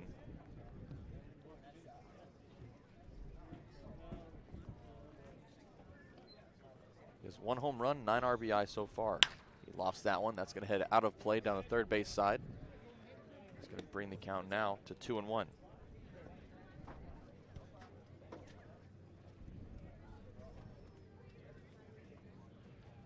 McGraw from the windup. Brings his glove as he kicks up, and that one's fouled off. Even in the count, 2-2. Now Austin. The hat hasn't been working for me, but when you shake it, you're 1 for 1. You want to take another crack at it? Yeah, why not? All right. The hat goes to Austin. We'll see what happens here. McGraw getting his sign from Byrne behind the plate. The 2-2 coming in. Misses for ball 3. 2 for 2 now, Austin. Yeah. Fantastic job there. That's what I do. Improvements all around as the count goes to now 3-2. McGraw with the payoff. Check swing, he couldn't keep it back as that is strike 3. 3 up, 3 down on both sides for this. Now for the bottom of the 7th coming up on the Harbor Hawks Baseball Network.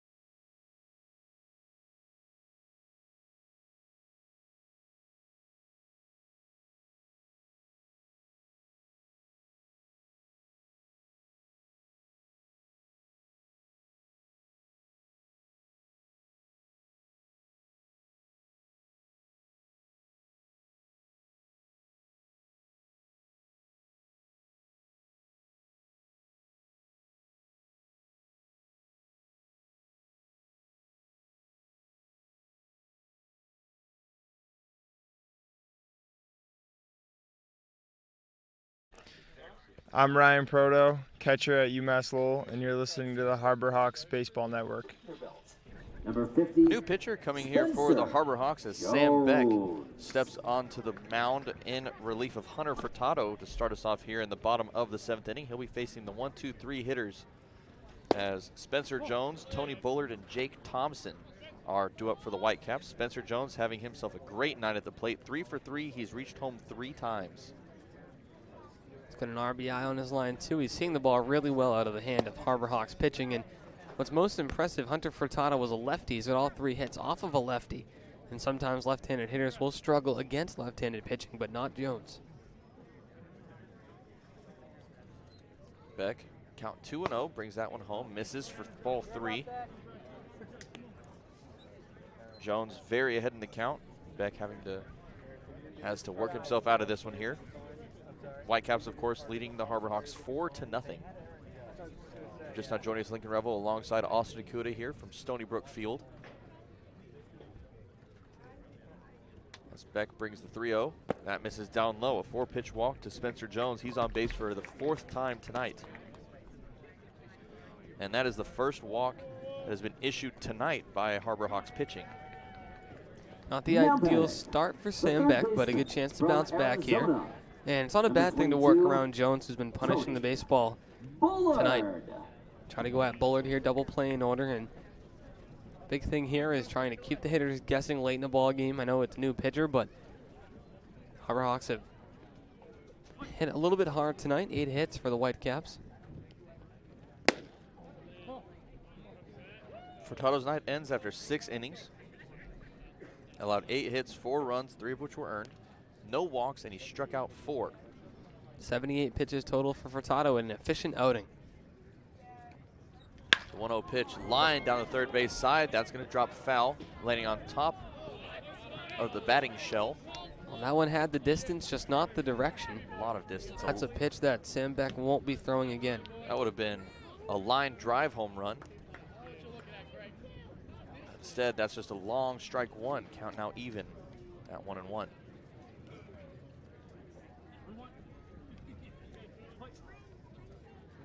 Back from the stretch, comes set. Pitch comes in.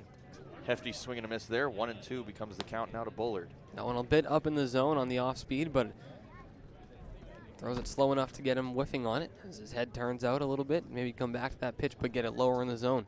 Bullard at 1 for 3. He's reached base twice on an error in the first and a single in the third. He struck out swinging the last time he was up as Beck throws over to first. Nick Romano making the grab and the tag, not in time as Jones back in safely.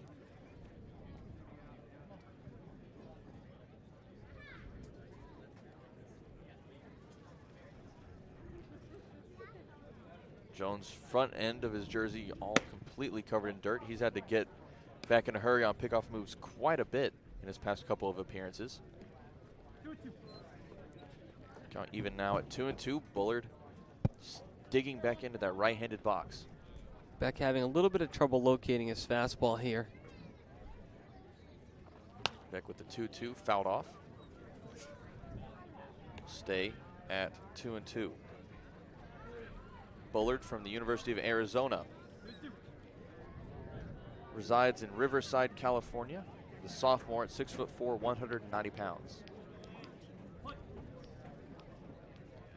Named to the Tucson NCAA Regional All-Tournament team. As the 2-2 is swung on, fouled off once again, will stay at 2 apiece. Not going down easily. Good at bat here from Bullard. Also had 1 week where he was named the Pac-12 Player of the Week. That was the week of, actually the very first week of June 1st. 7th pitch of the at-bat coming. He's fouling off everything Beck's throwing. Try to get something low in the zone here. Throw over to first, not in time. Jones back in safely. Bullard this season with Arizona posted a .298 batting average. Scored 28 times, including had 8 doubles, 3 triples, and he scored 7 homers with 30 RBIs. That one's grounded over to short. Ball going to toss that one over to second for 1. Over to first is in time. Beautiful 4-6-3 double play. And they're now, or 6-4-3 double play that is they're now 2 away. That's a good pitch from Beck. He gets Ballard out in front, and he hits it off the end of the bat over to short as he tried to pull that pitch on the outside part of the plate. And with that infield tandem of Ball and Romano, they've turned plenty of double plays this year, and they get another one. A big 2 outs there if you're Sam Beck. Now you're going from have the top of the order on base, now 2 away. Try to attack Thompson, the 3-hitter here, with nobody on base and 2 outs. It's a good spot. Thompson 1 for 3, pair of flyouts and a double. Beck with the first pitch, spiked in the dirt, stopped by Pendleton for ball 1. The fastball just is having some trouble finding the zone a bit here, Lincoln. Most of the balls he's thrown have been on that fastball.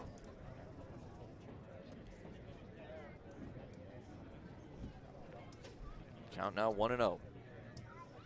Beck with the pitch. Fastball fouled off, 1-1, now the count.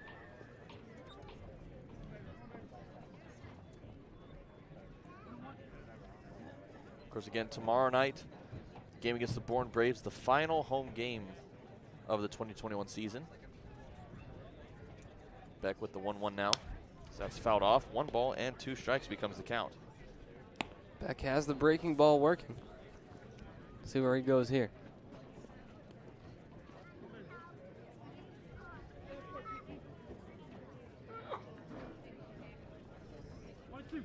Beck now from the windup. He has his throwing arm dangling by his side. He brings it into his glove and comes home. The 1-2.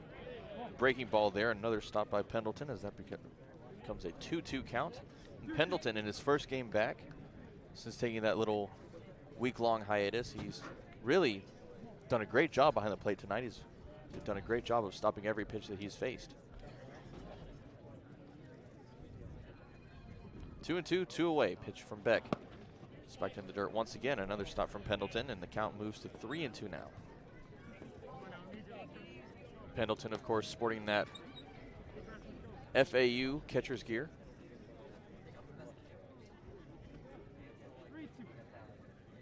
Teammates at Florida Atlantic, along with Mitch Hardigan. They're batting back-to-back in the lineup in the 7 and 8 hole spots.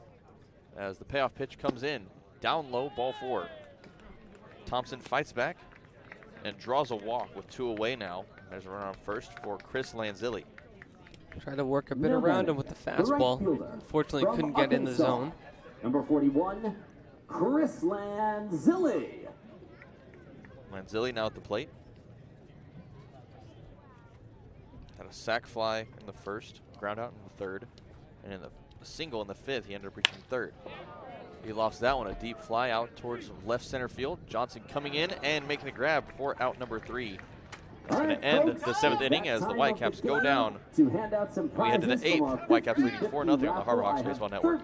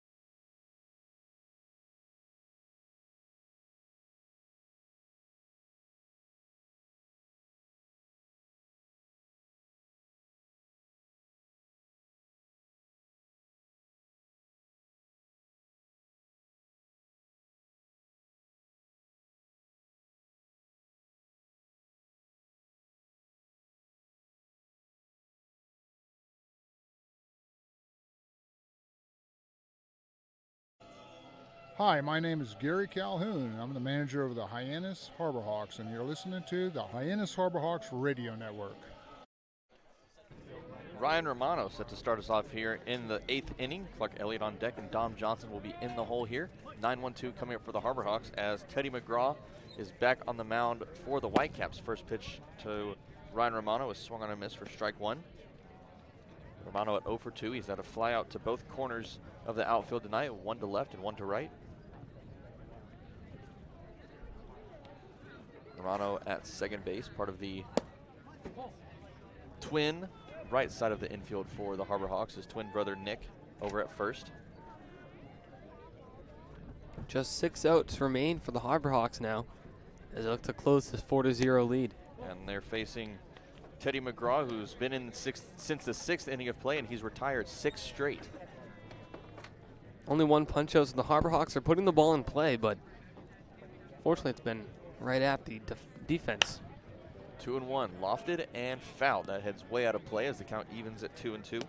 And Ryan Romano has hit the ball well in both of his at-bats tonight. A couple of deep flyouts, just getting under the ball a bit. And for a guy who hasn't been in the lineup for a few days after nursing a bit of an injury, he's looking good at the plate tonight. McGraw, another Wake Forest Demon Deacon, as that one's lined into center field, and that's going to be brought in by Bingham for out number 1. Another good piece of hitting for Romano, but it just got in on the hands a bit. He timed it okay. Unfortunately, it hangs up long enough for Bingham out in center field, and there's one away. Clark Elliott now at the plate. He's 0 for 3 on his line with a strikeout, flyout, and a ground out.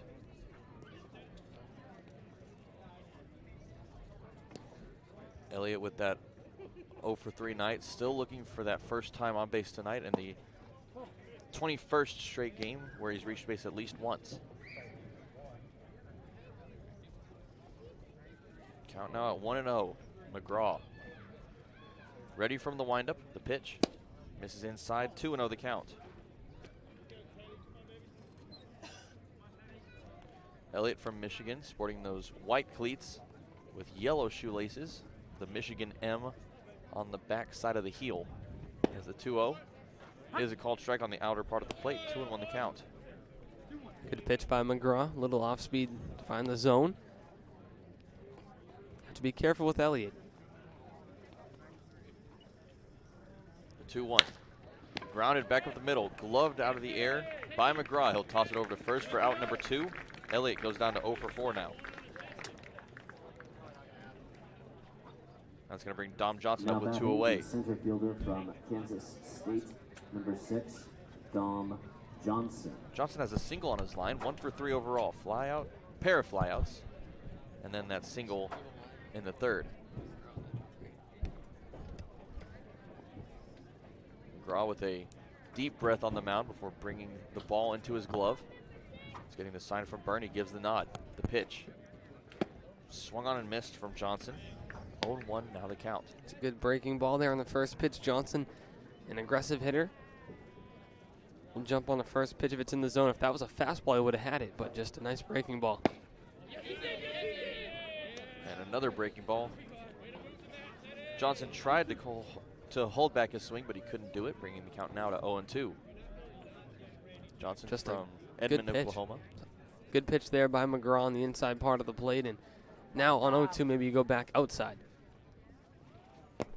Outside breaking ball, and that one missing for ball 1. 1-2 the count.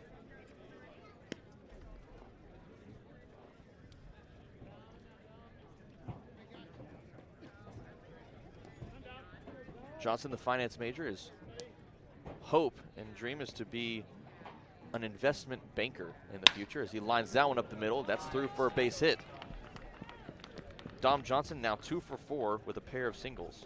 His bat has really picked up the last couple of weeks. A nice piece of hitting for him, and it's a good base runner to have on with his speed over there at first. He's already stolen second once tonight. We'll see if he tries it again.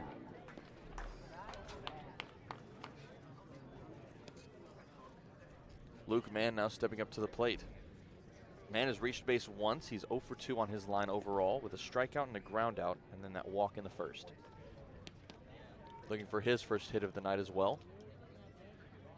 As McGraw from the stretch now brings That first pitch home, a breaking ball that misses low for ball 1.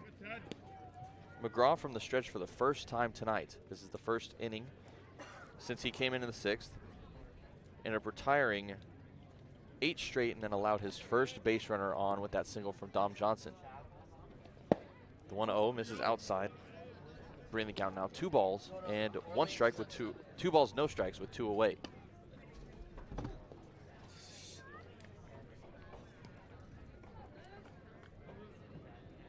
Nick Romano awaiting his turn on at the plate as he stands in the on-deck circle. 2-0 pitch. High fly ball out towards left field. That's going to be Castillo coming back, nearing the wall, and he'll make the grab for out number 3, ending the top half of the 8th inning. The HarborHawks add a run, or add a hit, and Johnson is left stranded on first as we head to the bottom of the 8th. HarborHawks trailing 4-0.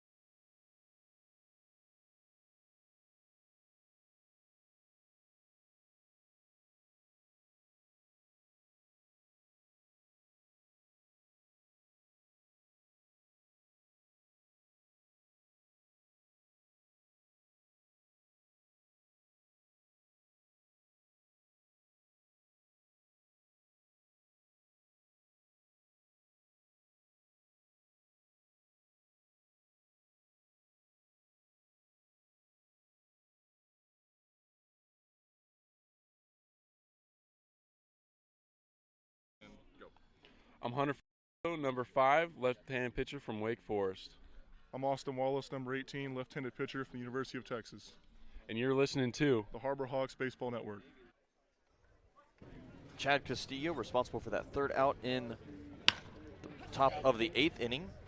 Now starts us off here in the bottom of the 8th, as Castillo will be followed by Curtis Byrne and Nick Biddison. Castillo 1 for 3, a ground out, strikeout, and a single in his most recent at bat.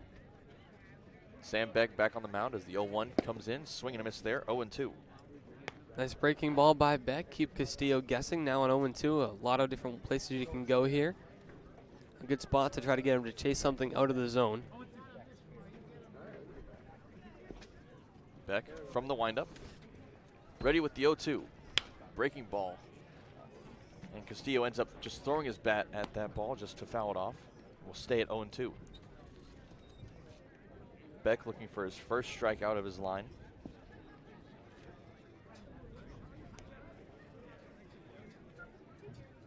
The 0-2 coming in. Swing and a miss, strike 3.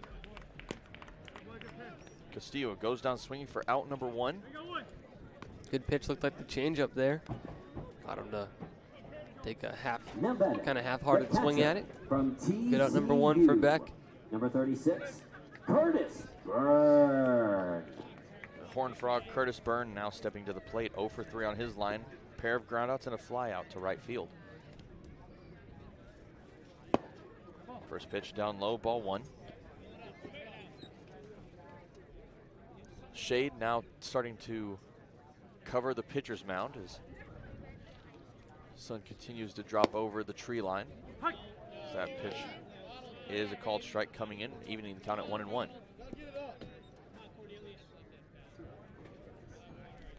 Defense pretty much the same for the HarborHawks as pitch coming in, the 1-1. Breaking ball misses for ball 2. 2 balls and 1 strike to count.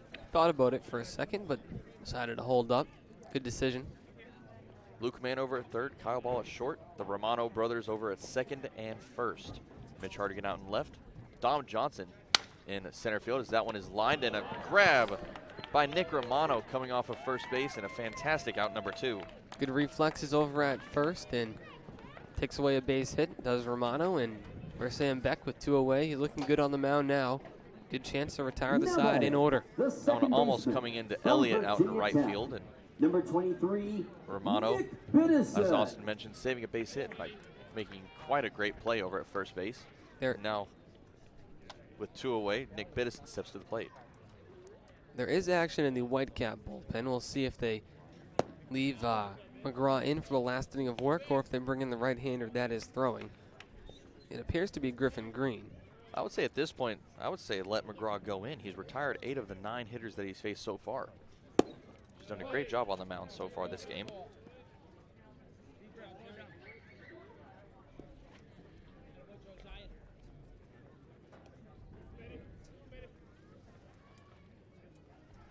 Excuse me, he's retired 9 of the 10 batters that he's faced, that is. As the count 2-0, Beck comes home. Line down the third base side, that's fouled. Count now moves to 2-1.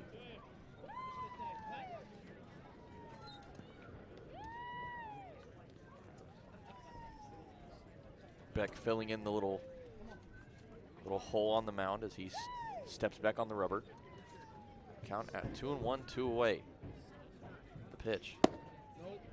Finds the zone at the knees. Even in count 2-2, 2 away. Of course, after this half inning, the Harbor Hawks are getting their last chance at the plate for the top of the 9th. Need to put together a 4-run inning as of now. The 2-2. Breaking ball popped up. That's going to head out of play. It's going to land in front of a couple of fans in their lawn chairs along a little hill just behind the seating area here at Stony Brook Field.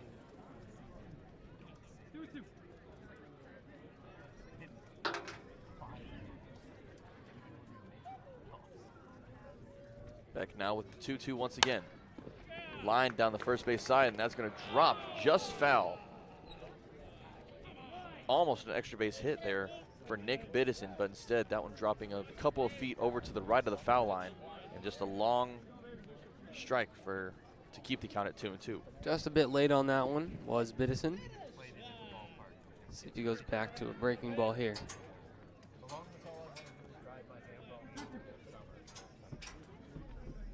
Beck trying for strikeout number 2. The 2-2 swing and a miss. Breaking ball to get Biddison down on strikes. 3 up, 3 down in order for the Whitecaps in the 8th as we head to the 9th inning of play. Last chance for the Harbor Hawks after this on the Harbor Hawks Baseball Network.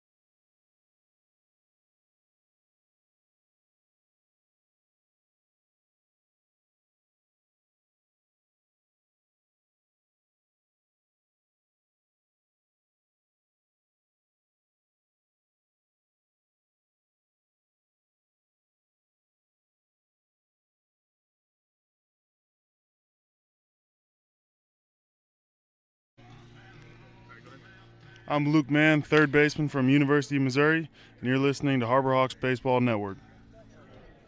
Nick Romano ready to go. First baseman for the Harbor Hawks tonight. He watches that one go. Ball one.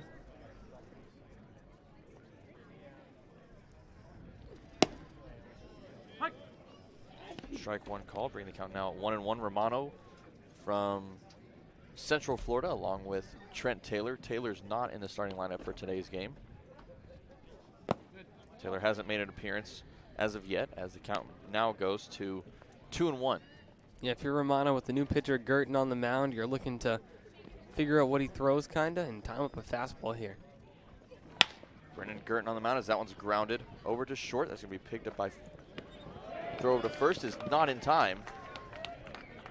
As that brought Thompson off the bag. He tried to swipe Romano with a tag, but he couldn't get to it as Romano escapes trouble and reaches base for the second time tonight.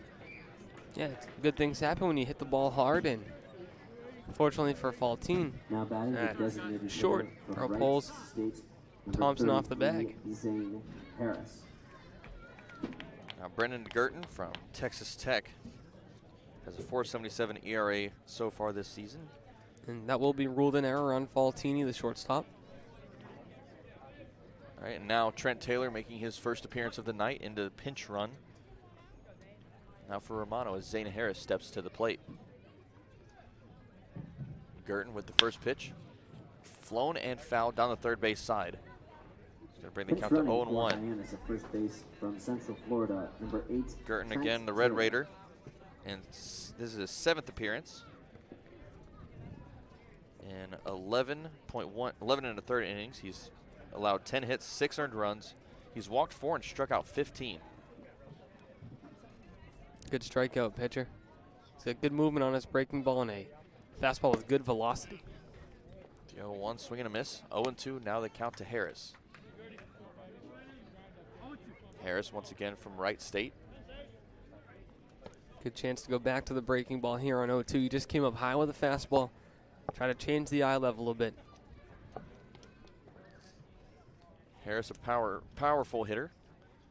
Has one long ball in the season so far as the 0-2 hit over towards left center field. That's going to be picked up by Castillo for out number 1, an F7.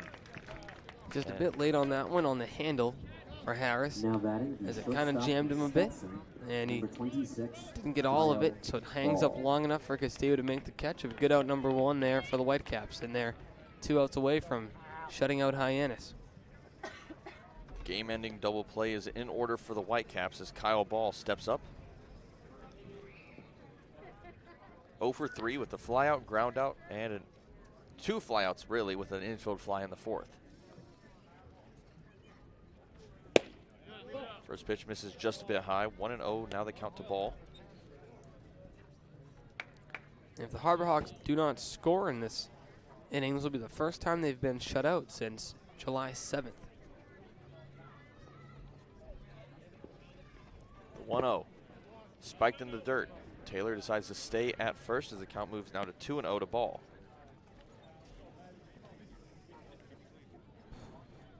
Now that game on July 7th, coming against Brewster, that 12-0 loss that we had the last time we played at Stony Brook. Stony Brook Field giving Hyannis some trouble. The 1-0. Swung on and fouled off. That goes off of Byrne. He's in a little bit of discomfort as his mask comes off, and Brandon Johnson, the home plate umpire, is going to head on out to the mound to have a little talk with Gerton and give Byrne a little bit of time to recover.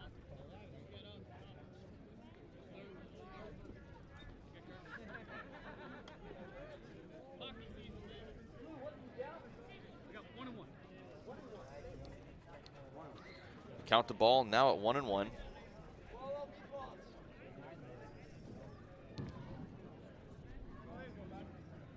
Could have sworn it was 2-1. Point Streak had it at 2-1. I had it in my book at 2-1, but umpire said 1-1, so that's the count we're going to go with. The pitch, high fastball, swung on and missed to Ball. Bringing the count now 1-2. Ball with 10 RBI this season, sporting that black Stetson helmet in the right-handed box. Curtin from the stretch. He's set. The 1-2. Runner goes from first. Swung on a miss. Throw down to second. Coming in, and that's off the glove of Biddison. As that is interference, and Trent Taylor is called out to end the game. Pendleton doesn't like the call. The interference is called on Kyle Ball. And the Whitecaps are taking a 4-0 loss against the Harbor Hawks. An interesting way to finish the game out tonight, but the Harbor Hawks shut out for the first time since July 7th. Well, a quick ball game here tonight from Stony Brook Field, 2 hours and 20 minutes the time, and unfortunately for Hyannis, the bats were just limited, I think, by good pitching tonight. It wasn't necessarily, bad hitting. They put the ball in play a ton. Just unfortunately for them, the Whitecaps pitching just were effective with their pitches. Hyannis only struck out 6 times tonight. And if you're only striking out 6 times, you're doing something right at the plate. Unfortunately, just good all-around defense by Brewster and a clean game for them, and good pitching to limit the contact to weak contact. Yeah, the Whitecaps with a very solid defensive and offensive team all around. They clinch first place in the East Division and clinch home field advantage throughout the playoffs. And that's going to do it for us here from Stony Brook Field. The Hyannis Harbor Hawks take a 4-0 loss to the Whitecaps tonight. For our director of broadcast, Harrison Meyers, our producer, Matt Noah, our sideline reporter, Taylor Farmer, and my broadcast partner, Austin DeCouta, I'm Lincoln Revill saying so long, good night, and God bless. He hits that ball well to right field. It is Adios, high, amigo. It is far, and it is gone. Holy cow. Zane Harris crushed that one. A long drive towards right center field, and it's gone in the trees. Hit from Braithwaite. Swung on and missed, and the ball game is over. The Harbor Hawks have defeated the DeCouta Cavaliers. That one is a good long drive towards left field, and gone! You're listening to the Harbor Hawks Baseball Network.